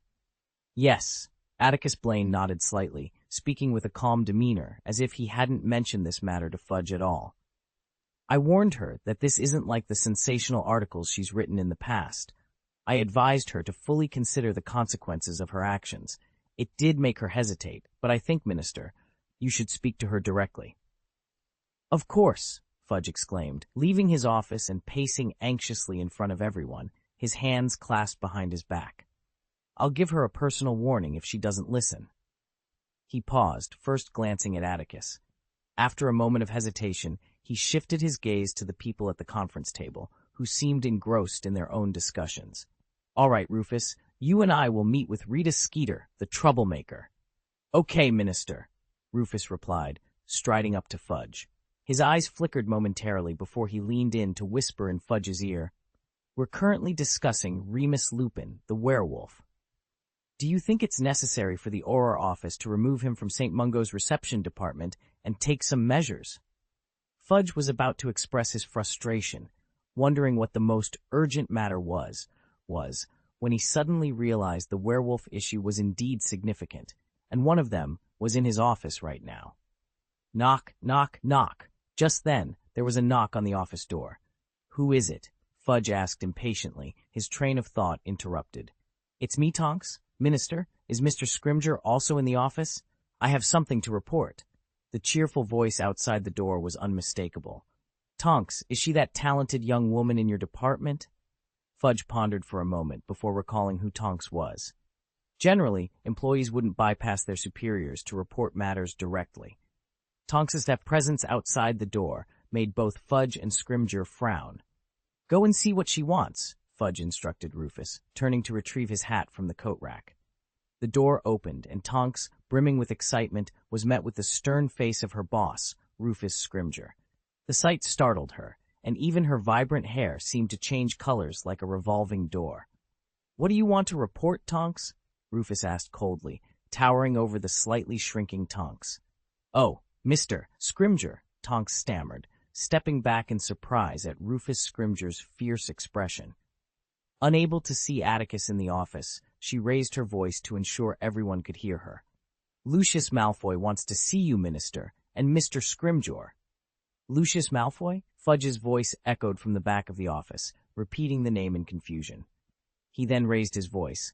"I don't have time to see him now. Tell him to come back later." "You heard the minister's orders, Tonks," Rufus continued in a cold tone. "Also, I have a question, Tonks. When did you start acting as the minister's assistant?" Tonks knew her boss was displeased with her boldness, but she didn't back down. She spoke loudly. "However, Mr. Lucius Malfoy brought in a criminal. He informed the Auror office that a thief attempted to break into the head of the Malfoy family factory last night, trying to steal a famous painting adorned with precious stones. The thief was caught by the factory's security. I thought this might be related to the case you're discussing, so—" "Oh, it's true!" Sirius exclaimed in disbelief, quickly rushing over and squeezing past the stunned Rufus. Atticus Blaine stared at Tonks with intense eyes. "The real murderer was caught, right?" "It seems so." Tonks and Sirius exchanged excited glances, trying to suppress their smiles. Next to the clothes rack in the office, a dark green hat lay on the floor. Fudge stood at the door, his expression mirroring the shock on Rufus Scrimger's face. "What's the matter, Minister?" Atticus asked with concern. "Has the department encountered a major case recently? Do you need my help?" Fudge's broad shoulders trembled slightly as he slowly turned his gaze to Atticus. In those few seconds, countless thoughts raced through Fudge's mind, finally settling on Atticus Blaine's strikingly deep purple eyes. "You don't know." Fudge's voice was sharp, almost unrecognizable. "You haven't heard about Remus Lupin?" "Remus?" Atticus blinked, puzzled. "What happened to Remus?" Fudge was momentarily speechless, while Atticus frowned and called out, "Sirius, what's going on? What happened to Remus?" Sirius, pulling Tonks past the statue-like Scrimger, re-entered the office. It was only now that he realized everything had been orchestrated by Atticus, though he couldn't fathom how. Recently, some workshops and companies reported to the Ministry of Magic, claiming they had been invaded. Oh, of course, they didn't actually lose anything. We were dispatched to investigate, and that's when Remus was discovered. "Oh," Atticus's frown deepened. He interrupted Sirius, looking at Fudge with confusion. "Could this be a misunderstanding, Minister? I know Remus, and he's not the type to do such things. Is it possible?" Atticus paused, then continued. "Remus might be looking for a job. As far as I know, since leaving Hogwarts, he's been searching for a new path." "This is impossible," Delis, bewildered by the unfolding events, shouted. "I'm just suggesting a possibility," Atticus replied calmly, unfazed by Delis's outburst. He shrugged and added in a serious tone, "Of course, the Ministry of Magic needs to conduct a thorough investigation before drawing any conclusions. If Remus is guilty, then he should be punished. Isn't that right, Minister?" Fudge's hand, clutching the list, twitched as if in a spasm. Under Atticus's steady gaze, sweat began to bead on Fudge's forehead. His lips moved as if to speak, but he seemed at a loss for words. "Minister?" Atticus inquired again, his voice filled with concern. "Oh, ahem, yes, of course!" Fudge took a few deep breaths, forcing a smile. "We need to investigate thoroughly, then." Fudge wiped the sweat from his brow, and after a brief silence, addressed everyone. Tonks, take Lucius Malfoy to the temporary prison. Rufus, Dellis, and Kingsley, come with me to see Rita. We have a significant issue to address, which also involves you. Sirius, check if things are as Atticus suggested. Could Remus have been meeting someone for a reason? In any case, find out and clear up any misunderstandings quickly. Fudge and his group left the office in a hurry, almost as if fleeing, forgetting to bid farewell to Atticus. Is it over? Sirius asked Atticus in surprise. If not, Atticus chuckled. Ah, do you still want to help Remus apply for compensation? End of this chapter. Chapter 551. The Workshop Owner. Remus's injuries this time were not too severe. He had merely suffered a slight shock when he fell from upstairs. During the 2 days he spent at St. Mungo's, he had mostly recovered. However, it took a few more days before he was officially discharged from the hospital. On the day Atticus Blaine visited the Ministry of Magic, Fudge tasked Sirius with negotiating with the Westsmith family, the controllers of the Flu Network, to confirm whether Remus had been the victim of an unjust incident. Everyone knew this was a flimsy excuse.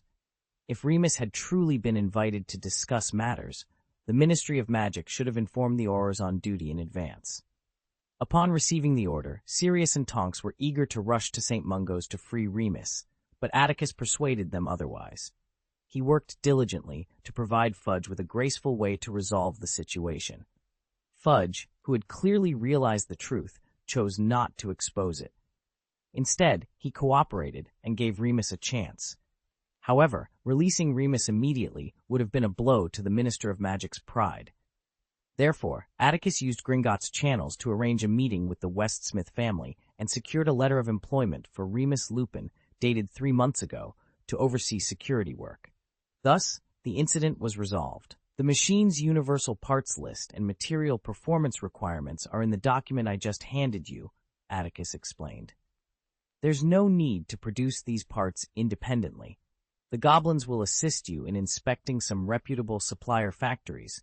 If you find them satisfactory, you can make your own decision and sign a cooperation agreement with the factory. By the end of October, the midday sun shone like a warm, lazy wine over the blackstone pavement of the Diagon Alley industrial area. Atticus, Sirius, and Remus, who had just been released from St. Mungo's, strolled leisurely through the alley, basking in the sunlight as they conversed. As they ventured deeper, the once quiet surroundings were filled with the thunderous roar of machinery, and the road widened significantly. In the factory areas on either side, towering chimneys belched thick plumes of white smoke. People in various attire bustled about in each workshop. Most of these individuals were natives of the magical world, akin to the villagers of Hogsmeade, who relied on agriculture for their livelihood. Few Muggle-born wizards opted for the most menial jobs in workshops after graduation, as they might as well return to Muggle society. Many who chose this profession were similar to squibs, possessing slightly more magic than Muggles, but lacking the talent to attend Hogwarts School of Witchcraft and Wizardry. Consequently, they worked in noble-owned factories to make a living. They clung to the wizarding world, hoping that one day their descendants would have the talent to attend Hogwarts, secure respectable jobs, and escape their current fate. Perhaps moved by the workers' expressionless faces, Remus averted his gaze. "What about the important components?" he inquired. "Can the core of the magic corridor that enables its function be mass-produced?" "Not yet," Atticus replied, shaking his head slowly. "There isn't a workshop on the market capable of producing magic corridors as complex as ours. Although I've designed it, we currently lack the means for mass production. For now, I must engrave the magic patterns by hand. However, if we aim to create a machine for mass production, this part of the knowledge is highly specialized, and I lack the expertise to handle it. Therefore, you'll need to rely on the alchemists in the fairy workshop. Of course, hiring someone externally with a high salary is also an option. The cost of research and development is staggering, Atticus," Remus said, frowning as they continued walking forward. "Even though you've reached an agreement with the goblins, we can't expect them to endlessly pour gold into our investments." "Yes," Atticus Blaine responded calmly. "We can't rely on them, so we need to adopt a pre-sale model. Currently, we have 2 prototypes. I've promised Fudge to donate one to the Ministry of Magic, and I'll give the other to you. You can start by advertising in the Daily Prophet and other mainstream newspapers in countries where magical civilization thrives. With my reputation and that of Hogwarts as endorsements, many will be interested. Then you can introduce the prototype door to door. If anyone is interested in purchasing, they can sign a contract in advance and pay a deposit to support research and development. The product delivery period is tentatively set for 6 months. If we achieve mass production within that time, all problems will be resolved. Even if it doesn't work out, I'll handcraft some core components for production and supply.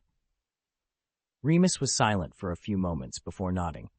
Don't feel too burdened, Remus, Atticus said with a reassuring smile. I won't abandon you, and neither will Dumbledore. If we encounter difficulties, he won't stand idly by. As I mentioned, we established this workshop to ensure that if a war arises in the future, Hogwarts won't be strained for operating capital. Ah, here we are. Before them stood a workshop spanning an area the size of 2 Quidditch pitches. Even in the alchemy industrial area, with its many workshops, this was considered medium-sized. The factory area comprised 4 buildings and a Gringotts-style office building with grand white marble exterior walls. In front of the office building, all the workers were lined up, awaiting the arrival of their new boss. Jin Gay, leading a group of goblins, stood guard outside the large iron gate. That's Jinji, the goblin sent by the fairies to help get the workshop on track, Atticus said, smiling softly as Jinjay approached. Remember, Remus, you are the decision-maker here. They are your subordinates. I understand, Remus replied, taking a deep breath. Despite his extensive experience in the wizarding world, managing and operating a workshop was new to him, especially given the significance Atticus had placed on its success. Mr. Blaine, Jingi, the one-armed goblin, stopped in front of Atticus, panting and bowing respectfully. Everyone in the workshop has gathered and is awaiting your instructions. This is Remus Lupin, Atticus introduced, gesturing toward Remus. As I've mentioned, he will be responsible for the future production and operation of this workshop. Mr. Lupin represents me fully, and I expect you to treat him with respect. Certainly, Jingay replied, immediately redirecting his bow toward Remus. It is a great honor to work with you, Mr. Lupin. Everyone in the workshop will follow your management. Would you like to say something to the workers? Aside from his brief tenure as a professor at Hogwarts, Remus had few opportunities to gain such experience. Over the years, Atticus Blaine had earned respect, even from a group of notoriously arrogant goblins. He pursed his lips and glanced back at Atticus and Sirius, both of whom were smiling warmly at him. I am equally honored to work with you, Mr. Jin Gi, Remus said, clenching his fists as he took a deep breath. He turned back to face Jinji, a smile spreading across his face. Shall we, Mr. Jinji? Let's go and greet the staff. End of this chapter. Chapter 552, The Return. Atticus Blaine chose not to accompany Remus into the factory. He knew that if he appeared before the workers, Remus might not receive the recognition he deserved. Instead, Atticus and Sirius stood at a distance, watching as Remus led the workers into the pristine white building. For a moment, a wave of bittersweet emotion washed over them. I never imagined this day would come, Sirius said, his voice a mix of joy and melancholy as he blew his nose. You know, Atticus, back in the day, Remus had it the hardest among us. He struggled to find a job, had no stable place to live, and even faced difficulties with basic necessities. Yet he never accepted help from me, James, or Lily. Atticus turned to Sirius, who was wiping his reddened eyes, and felt a surge of empathy. Remus aside, Sirius's generation had indeed faced significant challenges. James and Lily would be so relieved to see Remus today, Atticus remarked. Life isn't just about today or tomorrow. It's a long journey. You have to embrace the new vistas that appear along the way, Atticus said with a smile, though his expression soon turned contemplative. Speaking of which, it seems Tonks has a particular fondness for Remus. Tonks, Sirius's eyes widened, and a hint of color returned to his cheeks. That girl and Remus. He suddenly slapped his forehead in realization. I always wondered why she was so curious about us back when we were at Hogwarts. It must have started when Remus was studying there. Sirius's gray eyes sparkled with excitement. Does this mean Remus might have a child? Perhaps. Atticus replied with a knowing smile. But what about your plans, Sirius? Do you have any thoughts for the future? While Sirius was animated when discussing Remus, his demeanor shifted to one of complexity when the conversation turned to himself. After a brief pause, he sighed. I just want to be there for Harry as he grows up. In some ways, you and Severus are quite alike, Atticus observed calmly. Both men harbored a deep connection to Harry's parents, to the extent of neglecting their own lives. Oh, him, Sirius muttered, clearly displeased. The conversation about life ended there, and as they waited for Remus to emerge, they engaged in light-hearted banter. Atticus cautioned Sirius that Remus's recent success might complicate his own standing within the ministry. However, Sirius was unfazed. Beyond Atticus's influence, Sirius had his own connections. Many of his Hogwarts classmates now held significant positions within the Ministry of Magic, and as a member of the Black family, Sirius wielded considerable influence. Even Scrimgeour would have to tread carefully if he intended to challenge him. An hour later, Remus emerged from the office building, surrounded by a jubilant crowd. After bidding farewell to the cheerful workers, he jogged over to Atticus and Sirius. The excitement in Remus's eyes was unmistakable, reminiscent of a young wizard who had just aced his owl's exams. It seems you're quite the favorite, Atticus remarked with a slight smile, raising an eyebrow. The workers were taken aback by the workshop's transformation. I assured them that production would resume soon and promised a 10% salary increase. Remus, despite his adult stature, exuded an infectious energy. For much of the past decade, his identity had left him with little to do.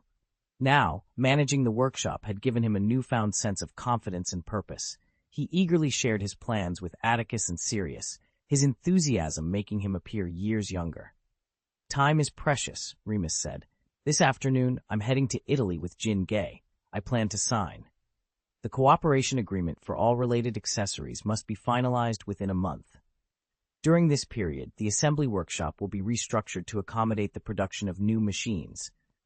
Production, operations, and sales. This series of tasks is indeed complex. Remus, eager to dive into this intricate work, seemed impatient. I have to return to Hogwarts as well, Atticus Blaine said to Sirius and Remus. Representatives from Durmstrang and Beauxbatons will arrive at Hogwarts tomorrow afternoon. I need to prepare early. According to the schedule, the first event is on November 24th. If time allows, you should come and visit. The Triwizard Tournament, Sirius remarked, unexpectedly without much enthusiasm. He frowned at Atticus. You and Dumbledore must be prepared.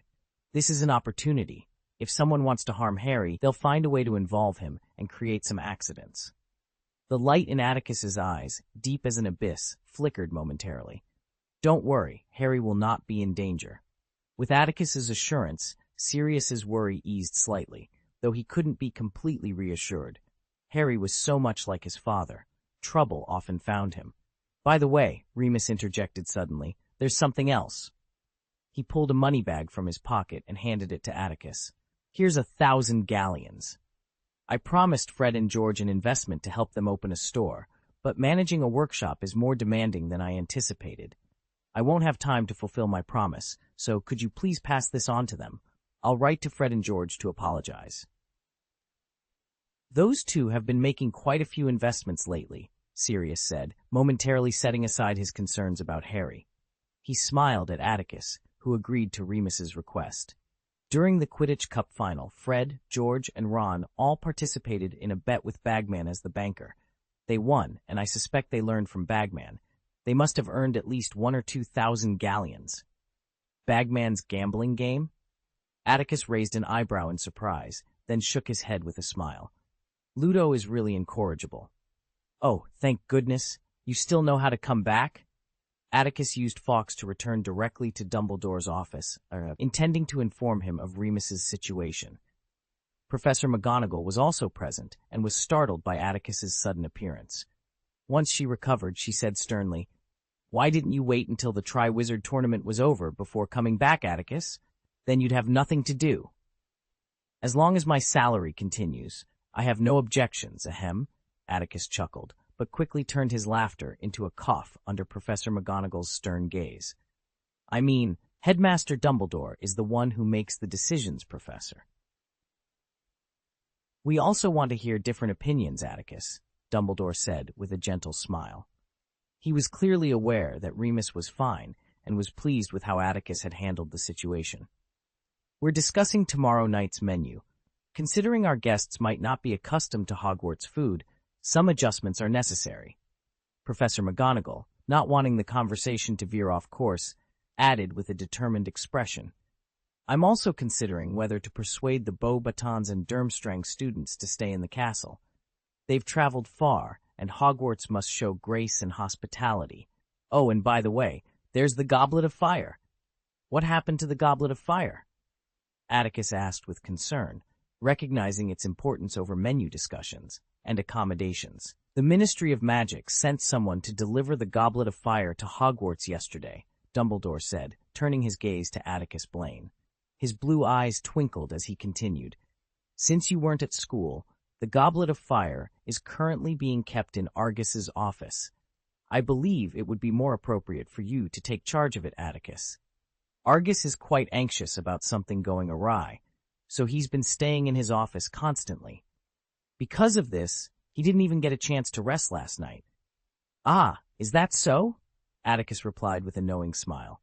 I understand. Leave it to me. I won't let those mischievous young wizards find an opportunity to cause any trouble. End of this chapter. Chapter 553.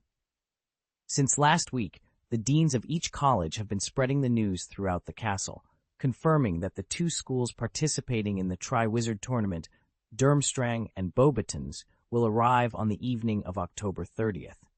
Of course, the students in the sports class had caught wind of this news earlier.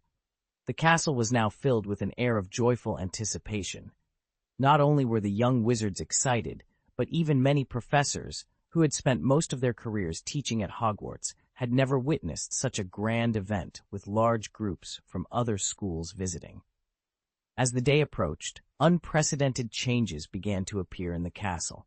For instance, after a reminder from Hermione, Harry and Ron noticed that their female classmates, both in their grade and the senior grades, were becoming increasingly keen on dressing up. The hair accessories these girls wore were far more exquisite than before. Similarly, most professors were putting extra effort into their courses, seemingly anxious that students from the visiting schools might judge their students as inferior, which would be a source of humiliation. By the end of October, the temperature had dropped significantly. Although the sun was not obscured by clouds, Harry, Ron, and Seamus felt the chill as they stepped out of their warm dormitory and headed downstairs to the foyer. The cold air that rushed in from outside was a stark contrast to the warmth they had just left. Girls always seemed to rise earlier than boys, and Hermione was no exception.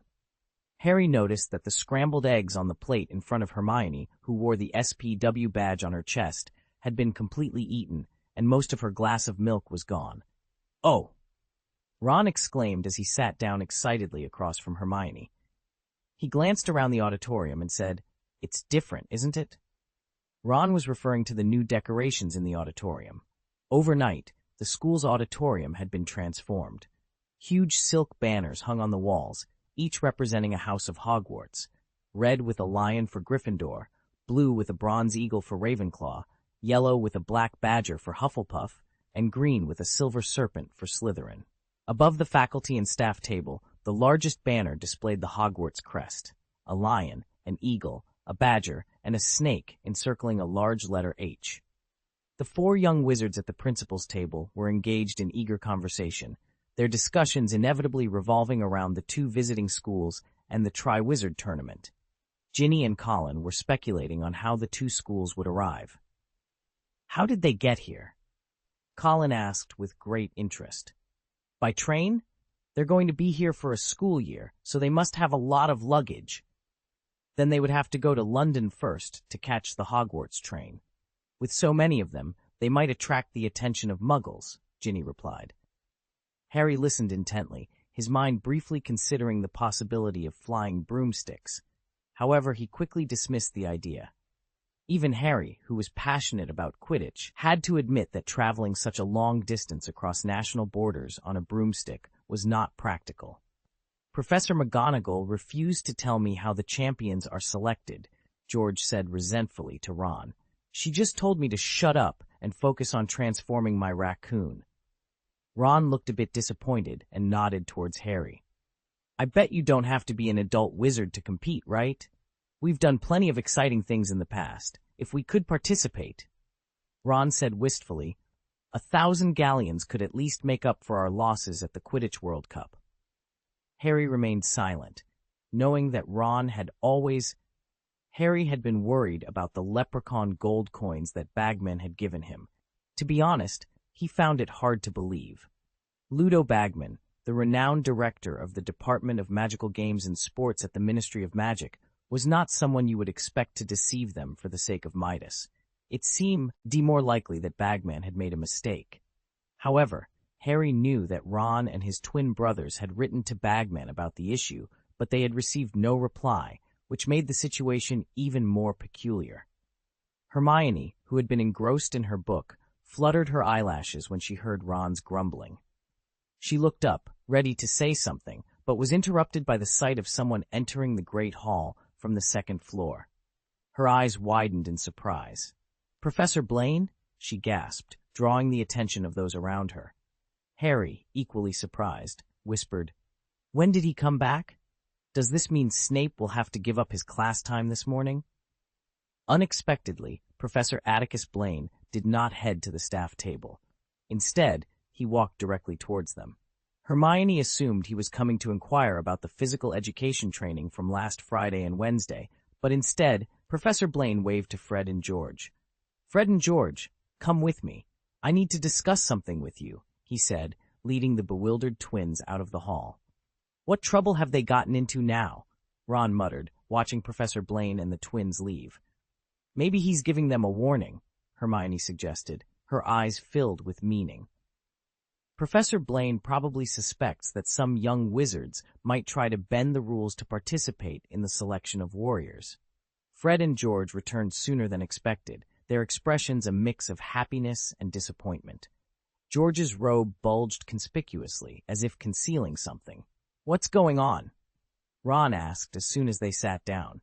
"The good news is," George said, opening a corner of his robe to reveal a money bag, "we got Remus investment, a full 1,000 galleons." The sound of Ron's spoon clattering onto his silver plate echoed as he stared in shock. "And the bad news is," Fred continued with a sigh, "Remus can't partner with us to open a store anymore. Professor Blaine said he's now the head of a workshop and doesn't have the time." "Remus became the head of a workshop?" Harry asked, his green eyes wide with surprise. "Whose property is it?" I asked, but Professor Blaine wouldn't say. George replied, casting a frustrated glance at Professor McGonagall and Professor Blaine at the faculty table. "These adults are always full of secrets." "But," Harry pondered, looking as if he were trying to solve a difficult math problem, "who would hire Remus besides Professor Dumbledore?" He glanced at Hermione, who was thoughtfully watching Professor Blaine converse with Snape. "Oh," Harry exclaimed, realization dawning on him. "That's possible." 1,000 galleons, Ron murmured, still in a daze. "Can you believe it, Harry? We could have so much gold." "Oh, Ludo Bagman. I must find him. Maybe I can ask Dad to help us get the money. It's rightfully ours." The news of Remus becoming the head of a workshop and Fred and George receiving a genuine 1,000 galleons quickly became a hot topic among Harry's friends. Ron was distracted all day, showing little interest even in the upcoming visits from Durmstrang and Beauxbatons. However, aside from their small group, the rest of the young wizards remained focused on the visiting guests. Throughout the day, there was an air of anticipation. Anticipation hung thick in the air. In the classroom, no one paid attention to the lecture. Everyone was preoccupied with thoughts of the Beauxbatons and Durmstrang delegations arriving that evening. Even potions class, usually a tedious affair, seemed more bearable. During the final physical education class of the morning, many students peppered Professor Blaine with questions about the competition and the selection process for the champions. As the afternoon bell signaled the end of classes, Harry, Ron, and Hermione rushed to Gryffindor Tower. Following instructions, they quickly dropped off their school bags and textbooks, donned their cloaks, and bounded down the stairs 3 steps at a time, eager to reach the foyer. It was a cold, crisp evening. Night was falling, and a pale, translucent moon already hung over the forbidden forest. The deans of the 4 houses were diligently maintaining order.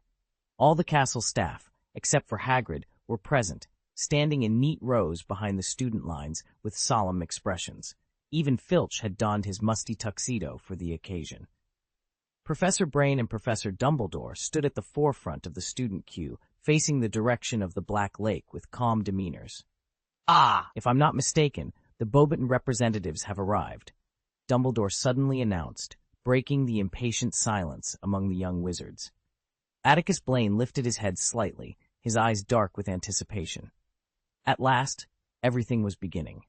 End of this chapter. Chapter 554, Atticus's Influence. When Professor Dumbledore pointed it out, the young wizards finally spotted their target. Above the forbidden forest, a black speck hovered against the backdrop of the pure white snowy mountains. It didn't take long for everyone to notice it. With each blink, the black spot grew larger. "What is that?" Hufflepuff's Justin Finch Fletchley exclaimed excitedly. "Is it an oversized flying carpet?" Normally, Hermione would have corrected him, reminding him that flying carpets were illegal in the UK. However, this occasion was different, and she remained silent. The young wizards watched in awe as the massive object soared through the dark blue sky at an incredible speed, drawing closer with each passing moment. As it became clearer, they could hear a breathtaking roar echoing from above. Dennis Creevey likened it to a house descending upon them. His description wasn't far from the truth. When the black behemoth passed over Hagrid's roof, everyone could see it clearly. It was a gigantic pink-blue carriage, flying through the air, pulled by 12 winged horses. These silver-maned creatures were each as large as an elephant. The carriage's landing was accompanied by an earth-shattering noise, a result of its powerful momentum. Many young wizards screamed in fright, but Professor McGonagall quickly ordered them to be silent, reminding them not to be rude in front of guests. Despite her sternness, even she was so surprised that her hat tilted. As the smoke and dust settled, a 100-foot-long skid mark appeared on the green, grassy field. Mr. Filch, the castle caretaker, turned pale at the sight. When Madame Maxime emerged from the carriage, Atticus Blaine heard the astonished gasps from the young wizards behind him. They hadn't expected to see someone who could rival Hagrid in height. Led by the professors, a wave of applause erupted outside the castle, causing the tall woman who entered the foyer to relax and smile gracefully. She approached Professor Dumbledore, extending a hand adorned with sparkling jewels. Although Dumbledore was tall, he barely had to bend to kiss her hand, while Professor Blaine had to stand on tiptoe. In such a setting, Dumbledore represented the face of Hogwarts. After the polite greetings, Atticus took a half-step back with a smile, standing beside Dumbledore.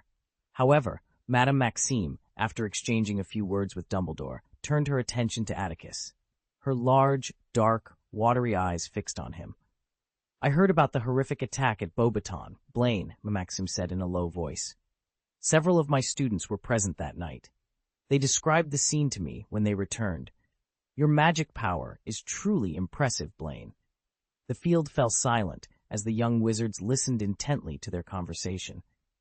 Many raised their chins proudly, hearing Beauxbaton's remarkably tall headmistress pay respect to Professor Blaine. "Yes," Atticus replied, slightly surprised that Madame Maxime would mention this on such an occasion. He blinked in mild astonishment, then smiled and said, "You already saw that in Paris, didn't you, madam? I'm quite good at bluffing." "Oh, no," some girls at Hogwarts muttered in dissatisfaction. But both Dumbledore and Madame Maxime laughed, and Madame Maxime appeared pleased. She stepped aside, revealing the visiting Beauxbaton's students to everyone. "They are so elegant," Lavender exclaimed with envy, noticing the exquisite school uniforms of the Beauxbaton students. The students from Beauxbaton seemed to be draped in silk, exuding a luxurious, aristocratic air that starkly contrasted with the more modest appearance of the Hogwarts students. "Yeah, compared to them, we don't really look good," Parvati grumbled, casting a resentful glance at Professor McGonagall. The professor had just instructed her to remove the butterfly hairpin from her hair, the only adornment she wore. "It's so stupid," Hermione muttered under her breath, her tone dripping with disdain. It was unclear whether her comment was directed at Lavender and Parvati or the Beauxbatons students. Harry had to admit that the visiting young wizards from Beauxbatons looked glamorous, though their attire seemed somewhat impractical. The silk, dress-like uniforms were ill-suited for the chilly end-of-October weather at Hogwarts, where a woolen sweater would have been more appropriate. The Beauxbaton students shivered in the cold, wrapping themselves in silk scarves in a futile attempt to stay warm. Mr. Blaine, as the Hogwarts students discussed the Beauxbatons' attire, the lead witch from the visiting group stepped forward from behind her principal. She dramatically removed her headscarf, revealing her true face and letting her waterfall-like hair cascade down. In the dim light, a flash of silver caught everyone's attention. A collective gasp echoed across the Hogwarts square as many students stared in disbelief at the graceful young woman, their eyes wide with astonishment. "She's amazing," Ron murmured, his voice hoarse with surprise. "This girl, she's really extraordinary." "Ah, it's you, Miss Delacour," Atticus Blaine said with a polite smile. "Welcome to Hogwarts." Fleur, who had drawn countless admiring glances, wrinkled her nose in dissatisfaction, perhaps unimpressed by Atticus's formal greeting. "Let's catch up on old times later, Fleur," Madame Maxime interjected warmly, cutting off whatever Fleur was about to say. While the Hogwarts students saw Professor Blaine daily and perhaps took his status for granted, the Beauxbatons students were well aware of his legendary reputation. His duel during the Quidditch final had cemented his status in the wizarding world. Madame Maxime led her students into the foyer, each Beauxbaton student passing Professor Blaine with a mix of awe and curiosity. They removed their headscarves as a sign of respect. The Hogwarts students who witnessed this felt a surge of pride. If Dumbledore had any sense, Draco Malfoy sneered quietly from the Slytherin section, he'd step down now. His comment found agreement among the Slytherins, who wished for Dumbledore to retire and allow Professor Blaine, a Slytherin alumnus, to take the helm. "Quiet," Severus Snape commanded lazily, though his tone carried an undeniable authority. He stood behind the Slytherin group, brushing a few strands of hair from his forehead. As Madame Maxime and her students disappeared from view, Ron reluctantly tore his gaze away. Many boys sighed in disappointment, knowing they now had to wait for the arrival of the Durmstrang delegation. Speculation buzzed about whether Durmstrang would arrive with fire dragons pulling their carriages. The cold was biting, and even the Hogwarts students, bundled in thick cloaks, shivered. Conversations dwindled as everyone hoped the guests would arrive soon. Harry glanced toward the Quidditch pitch, his thoughts wandering as they awaited the next spectacle. Atticus Blaine felt a twinge of longing. Normally, he would be heading to the Quidditch pitch to complete his daily running exercises at this time. The cold weather made him even more eager to warm himself up with some exercise, rather than standing idly by. "Mrs. Maxim looks just as she did a few months ago, and the young wizard she brought along seems quite energetic," Atticus remarked softly. "I agree with you, Atticus," Dumbledore replied with a gentle smile. End of this chapter. Chapter 555, The Banquet. At least in terms of spectacle, the arrival of Durmstrang's visitors was as impressive as that of Beauxbaton's. "How on earth did this ship get here?" Neville exclaimed in shock, as an extraordinarily large vessel emerged from the depths of the Black Lake, its surface shimmering with the eerie glow of a ghost ship under the bright moon. "The Black Lake isn't connected to the sea. They definitely didn't arrive here by conventional means," Hermione mused, her brow furrowed in thought. "I suspect this ship can alter its size and teleport to the nearest body of water." "Cool," Siamus gasped, catching his breath. As the people on the ship began to disembark, Harry and his friends could see their silhouettes passing by the porthole lights. Harry noticed that they were about the same height as Crabbe and Goyle. However, as they drew nearer and walked across the lawn into the light cast by the entrance hall, Harry realized that their size was exaggerated by the fur cloaks they wore, which were tangled and messy. The man leading them, however, wore a different kind of fur, silver white, soft and smooth, much like his hair. "Dumbledore," the man called enthusiastically as he ascended the ramp. "How are you, my dear old fellow?" "Excellent, thank you, Professor Karkaroff," Dumbledore replied, the blue light in his eyes twinkling as he smiled gently. Karkaroff's voice was smooth and melodious. He was tall and thin, much like Dumbledore. As he entered, he gazed up at the imposing Hogwarts castle standing in the darkness, smiling with emotion, though his eyes remained cold and sharp. Karkaroff lowered his head, preparing to inquire whether Beauxbatons had arrived, even though he had already noticed the 12 Pegasus horses and the enormous carriage bearing the Beauxbatons emblem parked nearby. In a moment of distraction, he noticed a man emerging from behind Dumbledore, smiling at his team, though Karkaroff hadn't seen him while climbing the hill. "Ah, Professor Blaine, I was wondering why I hadn't seen you." Karkaroff grinned, revealing yellowed teeth. "How have you been recently?" "I've been keeping myself busy, Professor Karkaroff." Atticus Blaine chuckled. "You remain as humble and graceful as ever, Professor Blaine," Karkaroff said, striding forward, "even when you accomplish such remarkable things. Oh, come and see, Victor. This is the Atticus Blaine you've been talking about for months." Karkaroff waved to a group of robust men behind him, then turned to Atticus. "Ever since meeting you at the Quidditch match, this young man has been captivated by you and hasn't stopped talking about you." "Victor Krum! Oh my God! Can you believe it, Harry?" Ron's ears turned red with excitement. "It's him. It's Krum. We encountered him at the World Cup, and he even called his father to rescue us. It's incredible. He's the Durmstrang representative."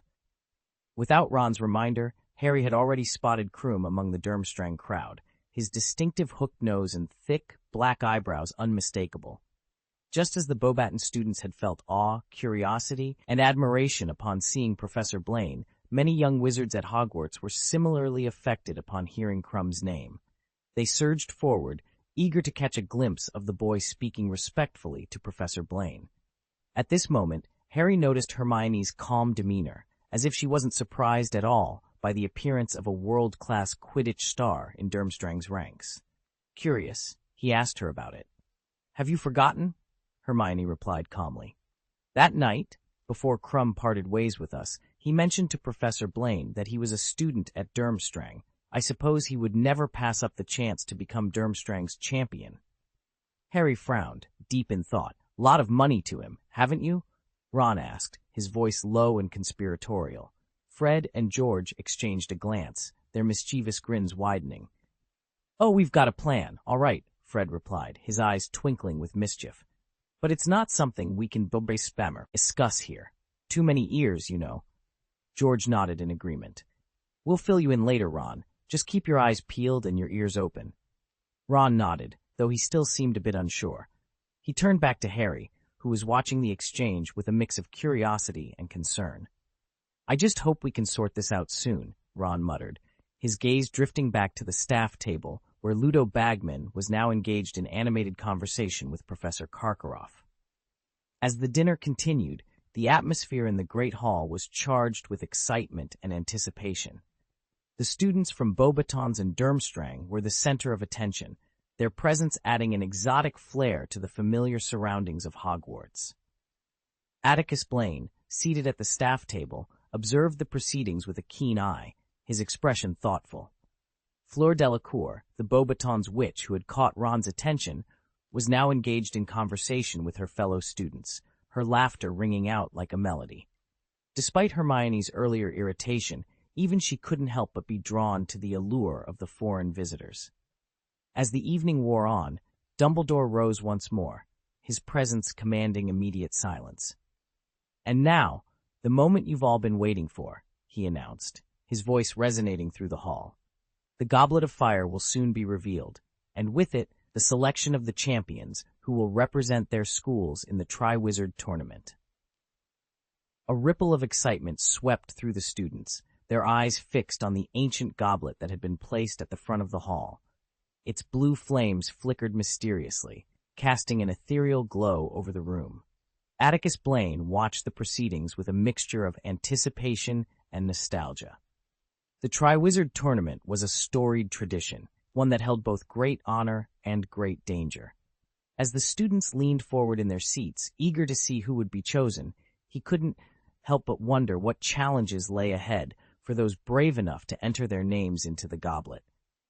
The night was far from over, and as the flames danced within the goblet of fire, the promise of adventure and the unknown loomed large over Hogwarts. "That's a lot of gold," Fred exclaimed, "as long as we can catch him." He added confidently, "We have no intention of letting him go." George echoed with determination. End of this chapter. Chapter 556. Ron was greatly encouraged by Fred and George's responses, and he looked at them eagerly. "Then can you help us find out what happened? Did he make a mistake that night and use the leprechaun's props to pay us in gold?" "You have to handle your own affairs, little fool." George graciously declined Ron's request, turning his attention to the sumptuous dishes on the table. Ron's eyes widened in anger, ready to scold Fred and George, but a strange, hoarse voice interrupted him. "Excuse me, are you still eating this plate of fish soup?" Harry was startled by the unexpected voice. He turned around in shock to find the pretty girl from Beauxbatons approaching quietly. To be honest, calling her pretty seemed inadequate. The reactions of nearby boys like Seamus, Neville, Dean, and Ron showed she had captivated them completely. Fleur leaned slightly, her long silver hair cascading like a waterfall over her shoulders, revealing her elegant collarbone. Her fair skin was as soft as moonlight, exuding a genuine radiance, and her delicate features were breathtaking. She appeared more mature than a 6th or 7th year student at Hogwarts, both in appearance and figure. In short, she was like a delicate flower in full bloom. Girls like Hermione and Ginny looked wary, as if they felt threatened, while Harry scratched his nose, finding Fleur's fragrance a bit overwhelming. "Okay, take it," Harry said, pushing the plate towards her. "Have you finished eating?" Ron stood up immediately, raising the plate and handing it to her. "It's finished. It's delicious." The girl took the plate carefully, seemingly oblivious to Ron. However, after taking a couple of steps, she paused and looked at Harry thoughtfully. "Which house are you from? I heard that Hogwarts has 4 houses." "Gryffindor," Harry replied, pointing to the banner at the back of the auditorium, where a majestic lion was displayed. "Oh," Fleur shrugged in disappointment, continuing in her slightly hoarse voice, "I heard Atticus Blaine is from Slytherin?" "What's wrong?" Hermione's brows furrowed sharply. "Is Slytherin the best house at Hogwarts?" Fleur asked with an enthusiastic, curious tone. It was a ridiculous question. Harry was certain that if she weren't a guest from Beauxbatons and exceptionally beautiful, her question might have led to a less friendly response from the Gryffindor table. "The best house at Hogwarts is Gryffindor!" Hermione declared unceremoniously, a rare display of such explicit words from her. Fleur looked at Hermione in surprise, having not noticed the girl with messy hair and cute front teeth before. She detected hostility in Hermione's eyes, a reaction she was accustomed to. Fleur smiled dismissively and continued her inquiry. "Then, what does Atticus Blaine teach at your Hogwarts? And where is his office?" "Professor Blaine used to teach us defense against the dark arts. Now he teaches a physical education class. His office is on the 3rd floor. You go up the stairs in the foyer to the 3rd floor, turn left, walk along the corridor, turn 2 corners, and you'll see an office with a student safety office sign on the door," Harry explained matter-of-factly. "Physical education," Fleur muttered with interest before turning and heading towards the Ravenclaw table. "Phew," Ron exhaled. "If she wasn't a Vila, I'd eat Hagrid's scroots alive." "Shut up, Weasley," Ginny and Hermione shouted sternly in unison. Hermione turned her gaze back to Harry and asked sharply, "Why did you tell her that?" "Harry!" Hermione's voice cut through the chatter, her expression a mix of disbelief and frustration. "She's a guest, isn't she? Besides, what she asked wasn't a secret. Anyone could have answered it," Harry replied, his voice tinged with uncertainty. He noticed that it wasn't just Hermione and Ginny who were glaring at him. Lavender, Parvati, and even his Gryffindor Quidditch teammates, Angelina, Alicia, and Katie, along with several 7th-year girls, were all casting disapproving looks his way. "Did I say something wrong?" "Ha," Rye asked, a hint of panic creeping into his voice. "You betrayed Professor Blaine," Parvati exclaimed angrily. "That girl has ill intentions towards him." Her accusation made Harry's scalp tingle with unease. Yet as he pondered her words, doubt crept in. The girl in question was merely a student. How could she possibly pose a threat to Professor Blaine? As the golden plates on the tables were cleared, Dumbledore and Professor Blaine rose simultaneously. Professor Blaine left his seat and made his way to a corner of the great hall, drawing the attention of everyone present.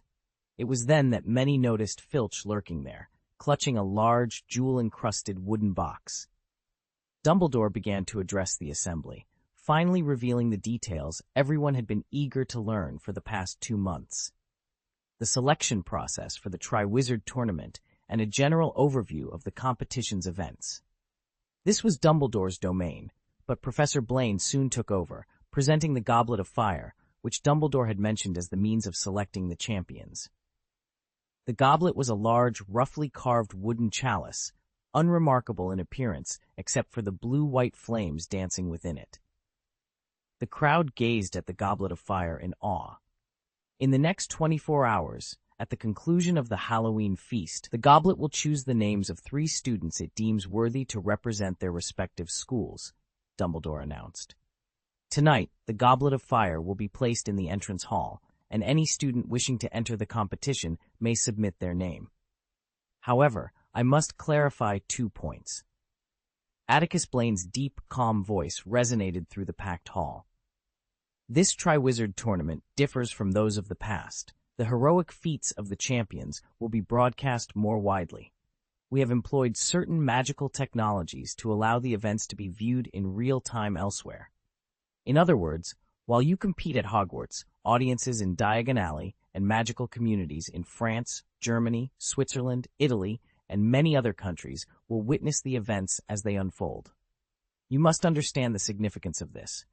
If you are chosen as a champion, you will gain instant fame. A wave of excitement swept through the hall, not only among the Hogwarts students, but also those from Beauxbatons and Durmstrang, save for Crumb. Faces were alight with disbelief and anticipation. "Is this true, Dumbledore?" Madame Maxime asked, her surprise evident. "Why wasn't I informed beforehand?" "Oh, I think," Karkaroff interjected smoothly, though his dark eyes were wary. "Perhaps Hogwarts, as the host, deemed it unnecessary to inform us of such a trivial matter." Professor Blaine believes it is essential for more people to witness our advancements in communication and cooperation, Dumbledore replied with a smile. The project has been challenging, and we weren't sure it could be completed in time. But now it seems he is confident. "Quiet!" Atticus Blaine's commanding voice cut through the murmurs. "As I mentioned, champions will receive greater recognition, beyond mere honor. Not only will the ultimate victor be celebrated, but anyone selected by the Goblet of Fire will receive substantial rewards, including a significant number of galleons." "How many?" "Professor Blaine?" George called out loudly. "I'm not sure now." Atticus Blaine smiled. "About a few thousand?" Clang! At least a few dozen students leaped onto the benches, cheering exuberantly. "Finally, what I want to tell you is this." Atticus's voice rose above the clamor in the auditorium, and his composed demeanor gradually quieted the excited young wizards. "Do not be blinded by honor and wealth. Make your choices wisely. Once you are chosen as a champion by the Goblet of Fire, you enter into a binding contract with it. You will be under its watchful eye. Apart from seeing the competition through to the end, you will have no other choice." End of this chapter. Chapter 557. Few young wizards could focus on Professor Blaine's final remarks, as the room buzzed with excitement over his earlier words. The Triwizard Cup and the 1,000 galleons he mentioned were rewards reserved for champions, and Professor Blaine had made it clear that being selected as a warrior would instantly elevate one's reputation across the European magical world. At the conclusion of the tournament, warriors would receive at least several thousand galleons in rewards. This revelation had undoubtedly ignited the enthusiasm of many students. Some young wizards at Hogwarts, who had previously been wary of the competition's dangers, were now reconsidering their stance. A few ambitious students were borrowing quills and parchment, eager to sign up for the Goblet of Fire as soon as dinner ended. "Age line." Fred Weasley's eyes sparkled with mischief. "That's easy to handle. We can definitely trick it with an age-enhancing potion, right? Once your name is in that cup, just smile. There's no way it can tell who's over 17 and who's under." "Are you planning to participate?" Ron asked, his voice tinged with awe. He was clearly dazzled by the prospect of fame and fortune. "But you only received an investment of 1,000 galleons." Who would ever think they have too much gold, you little fool? George Weasley retorted with a grin. I must remind you, Hermione interjected, taking a deep breath and casting a warning glance at Ron before addressing Fred and George.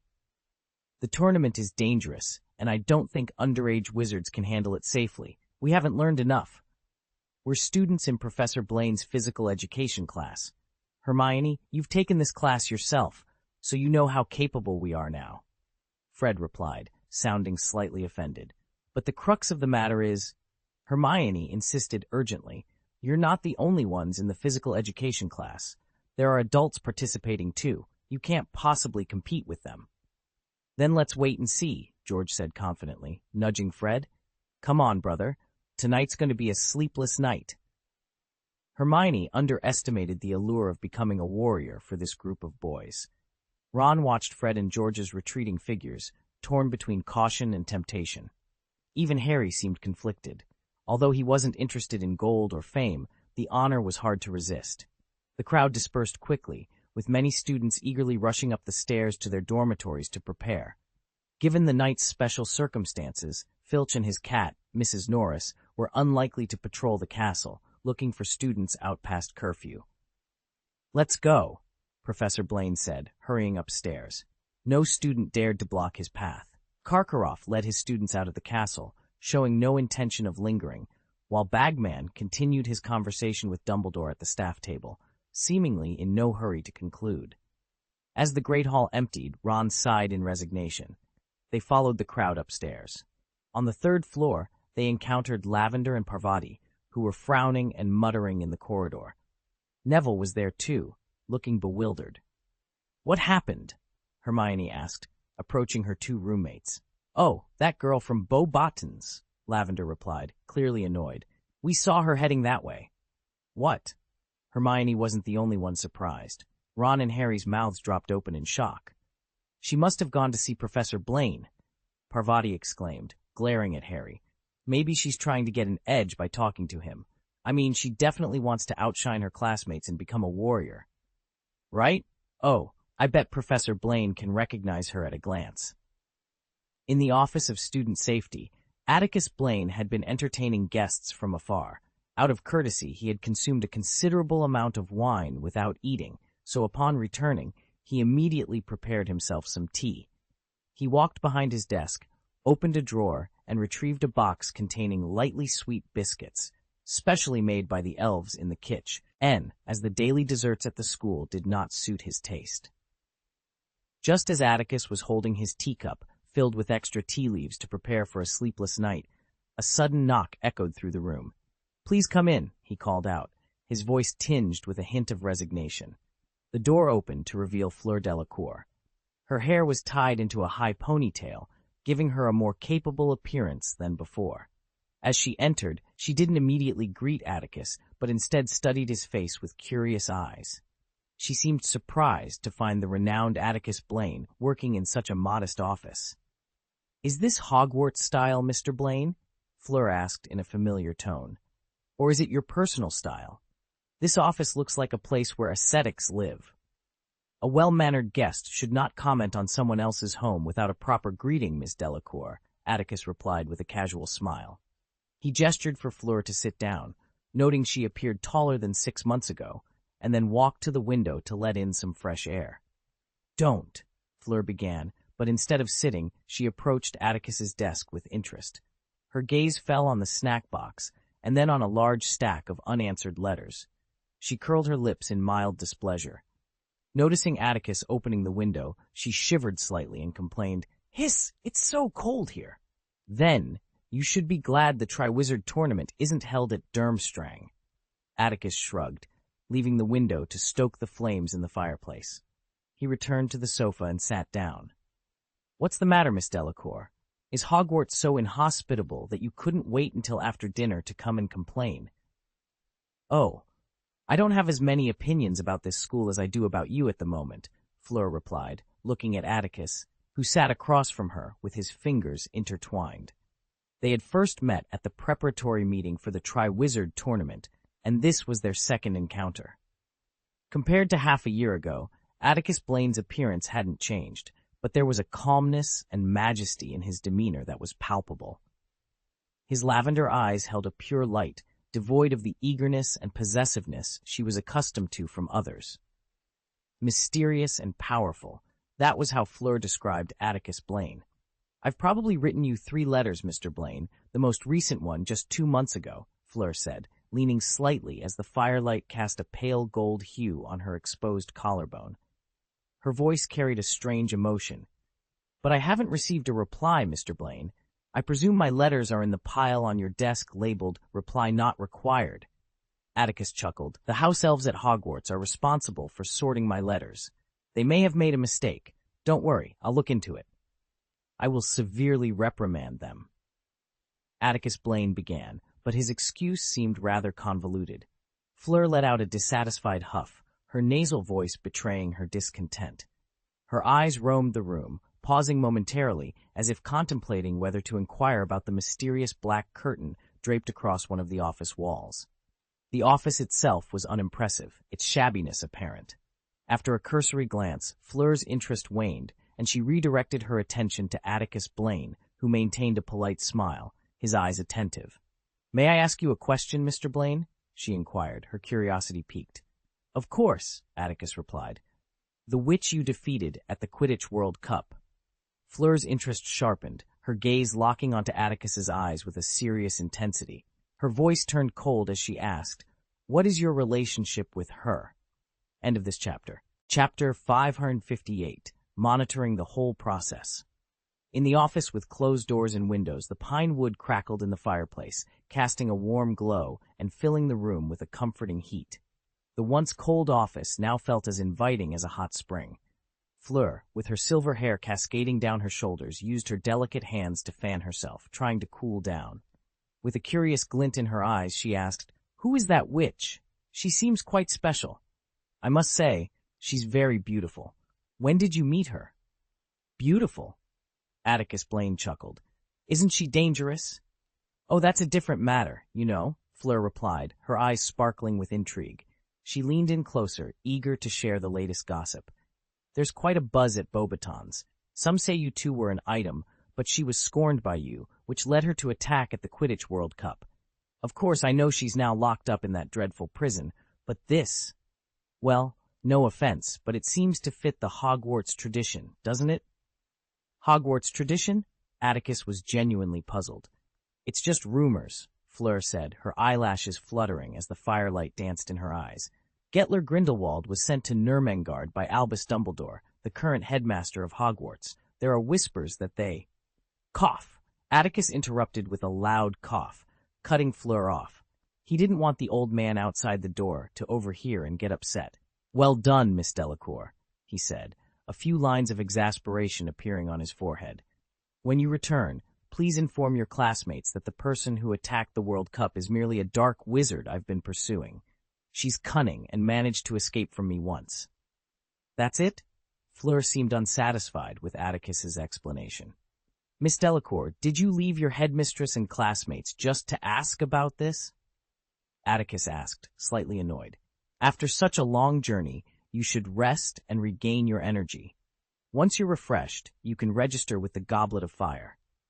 I recall you mentioning your interest in becoming a Beauxbaton champion. I hope it doesn't turn into a joke." "Oh, there's no one better than me at Beauxbatons," Fleur declared confidently, tossing her high ponytail. Sensing Atticus's displeasure, she toned down her arrogance and shrugged. "I came to see you because we're guests, right? Mr. Blaine, I think Hogwarts should extend some hospitality.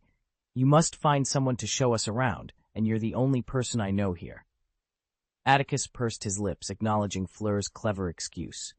"I think this is a very reasonable request, Atticus," came a gentle, amused voice from outside the door. Fleur's eyes widened in panic as Atticus smiled playfully. "Come in, Headmaster Dumbledore." Dumbledore entered with a warm smile, his eyes twinkling as he looked at the flustered Fleur. "Ah, if I'm not mistaken, you must be Miss Fleur Delacour," he said kindly. "Madame Maxime has spoken highly of you. She believes you are the student most likely to represent Beauxbatons." "Thank you, Headmaster Dumbledore," Fleur replied cautiously, her cheeks turning a shade of pink. Madame Maxime had always emphasized that despite Atticus Blaine's fame, the greatest wizard in the European wizarding world was still Albus Dumbledore. Fleur had once dismissed this notion, but now, standing before him, she felt its truth. Atticus Blaine, with his penetrating and intelligent blue eyes, felt that the old man before him, who had lived for more than a century, was truly extraordinary.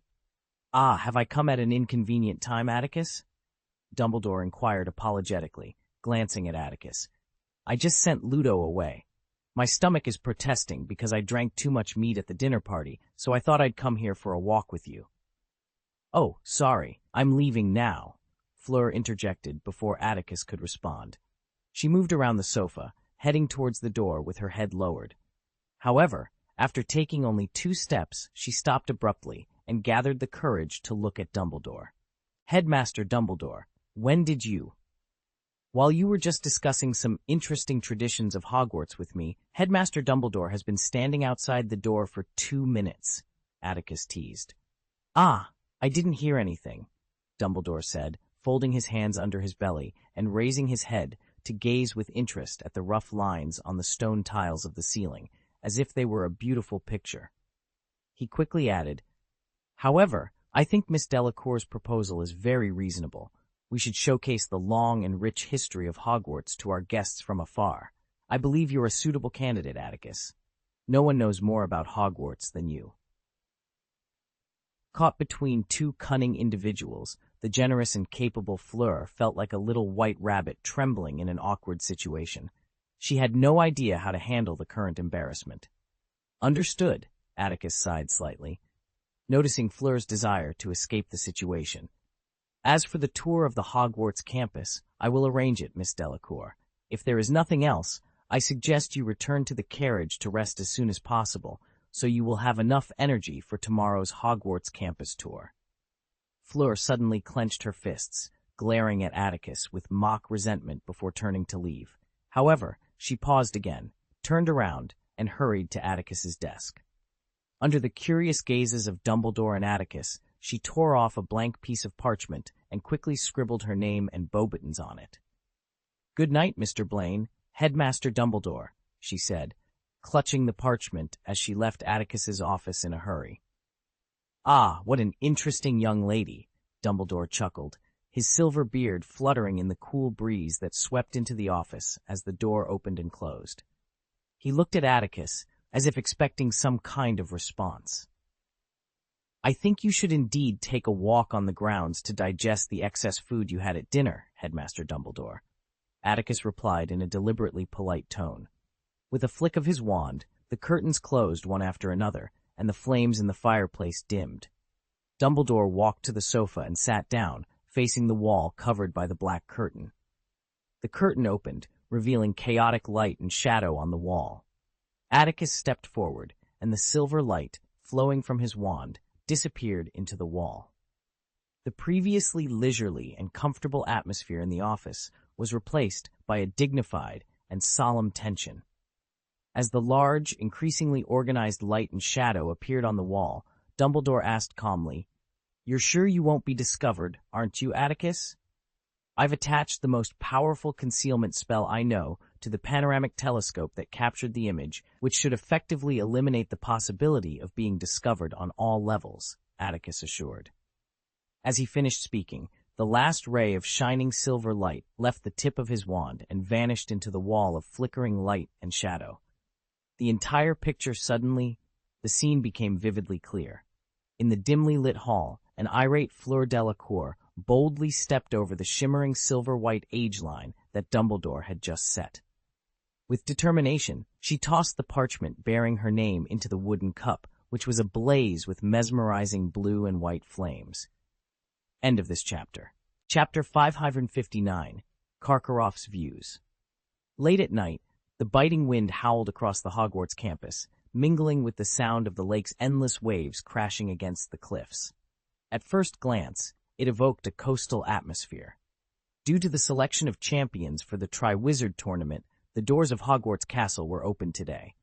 The cold wind poured into the castle, sweeping through the entrance hall with a sound reminiscent of a wailing banshee. In the entrance hall, 4 enormous torches stood on a high platform, their flames casting a light as bright as day. Hufflepuff's Cedric Diggory had just slipped into the foyer from the basement passage on the first floor, surrounded by several classmates. After ensuring no one was around, he eagerly crossed the surrounding passage. With the bright silver age line on the goblet of fire, he tossed the parchment bearing his name and house into the blue and white flames. Once he confirmed that the parchment had not been rejected by the goblet of fire, the group cheered warmly before leaving quietly. Such scenes had unfolded several times over the past few hours. That kid Diggory has very solid basic skills and works hard. He performed well in my physical education class. I think he is very likely to represent Hogwarts as a champion, Atticus Blaine remarked casually, leaning back on the sofa in the dimly lit office, a cup of steaming tea in hand. Pomona would be delighted, Dumbledore replied, carefully brushing biscuit crumbs from his beard. Atticus's box of plain pastries had likely been devoured by him alone. I have always believed that Hufflepuffs should be rewarded for their kindness, loyalty, hard work, and down-to-earth qualities, Dumbledore added sincerely. Atticus nodded slightly in agreement. After the other 3 founders of Hogwarts had passed away, Helga Hufflepuff became the first headmistress of Hogwarts. In an era when danger lurked everywhere, Hufflepuff stood alone. To keep the school running smoothly, she nearly exhausted her personal and family wealth. Moreover, according to internal records, it was Helga Hufflepuff who brought the house elves into Hogwarts. In a time when students of Muggle origin were as humble as dust, Helga's actions demonstrated her profound kindness. Atticus had pondered this matter. Perhaps Helga Hufflepuff's decision was influenced by Gryffindor and Ravenclaw sharing with her the secrets of the domestic children in the secret realm beneath Azkaban and the plight of the elves. Time passed quietly, and a few more people came to the foyer to submit their names to the Goblet of Fire.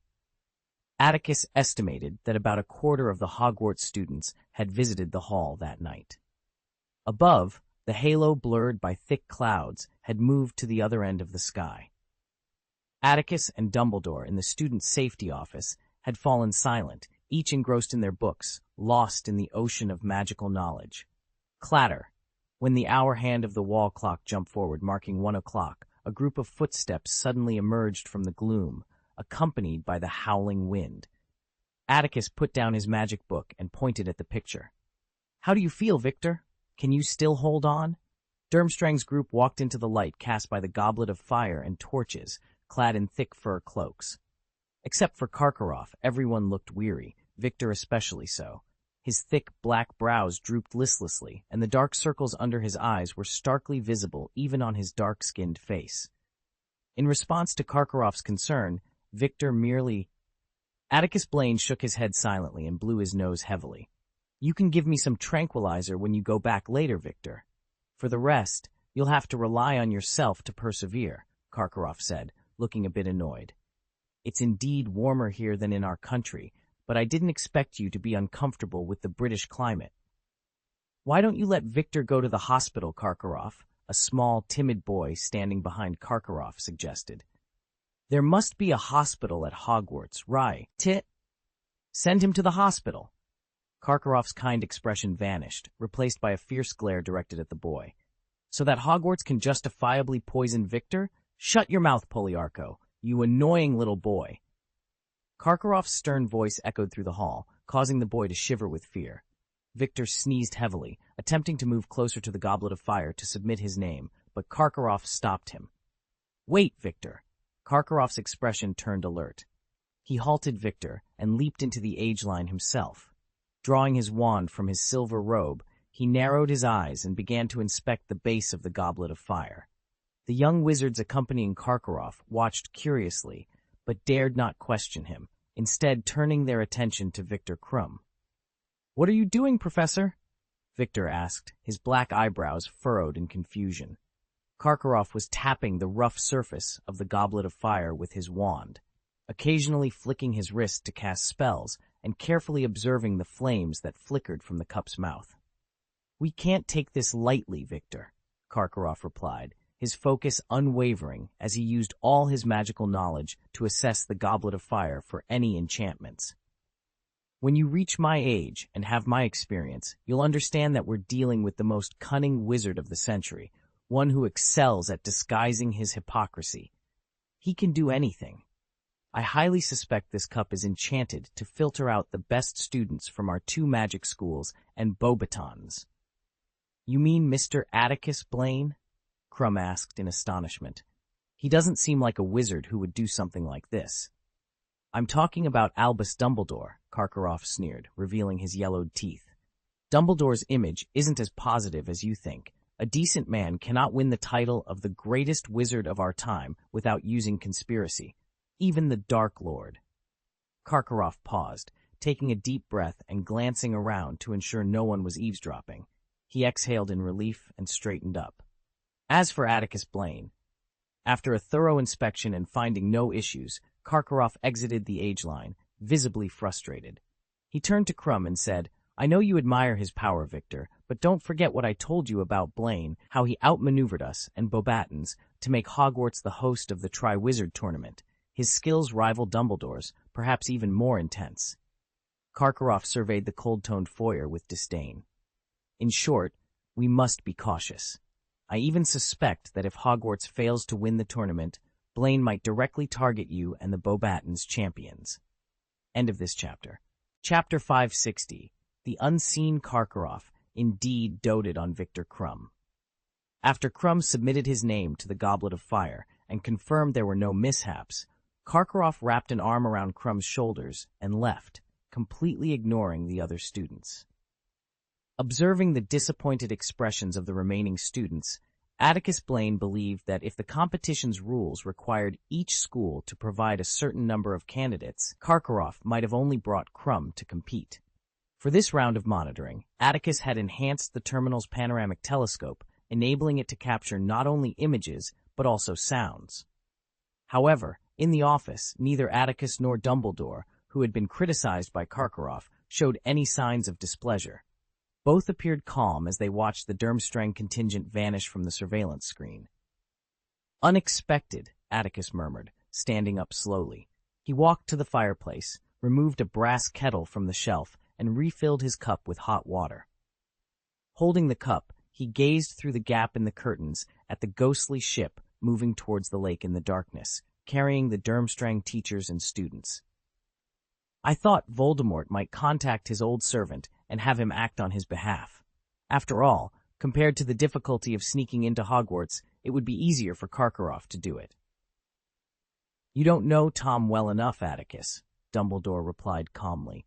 Unless absolutely necessary, I don't think he would risk exposing his identity to his old followers before regaining his full magical power.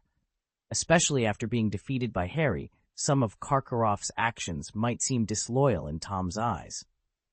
Atticus nodded slightly, watching the Durmstrang group return to their ship before turning his attention back to the campus grounds. The moon cast a murky light through thick clouds, failing to brighten the earth, and instead deepening the darkness and desolation. The Beauxbatons' carriage was completely dark, all lights extinguished. Suddenly, there was a rustling in the foyer. Though no one was visible, distinct footsteps echoed on the stairs leading to the foyer. The footsteps descended and stopped at the age line drawn by Dumbledore. The person hidden in the shadows seemed to hesitate, not acting rashly.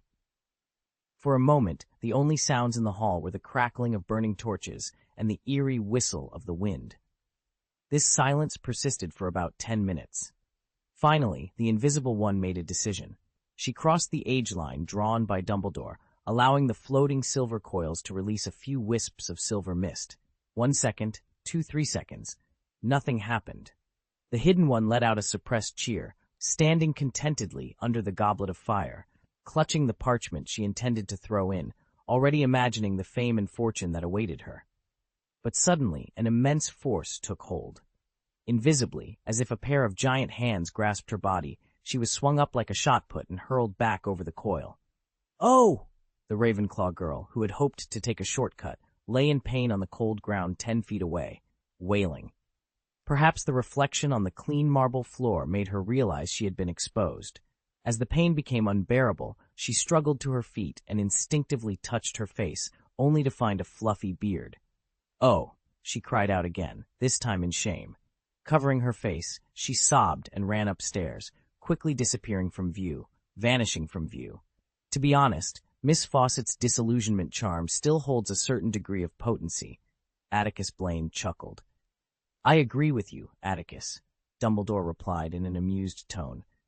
At Hogwarts, Ravenclaw students dedicate the most energy to their studies, which is why their grades generally surpass those of the other three houses. This has always been the case.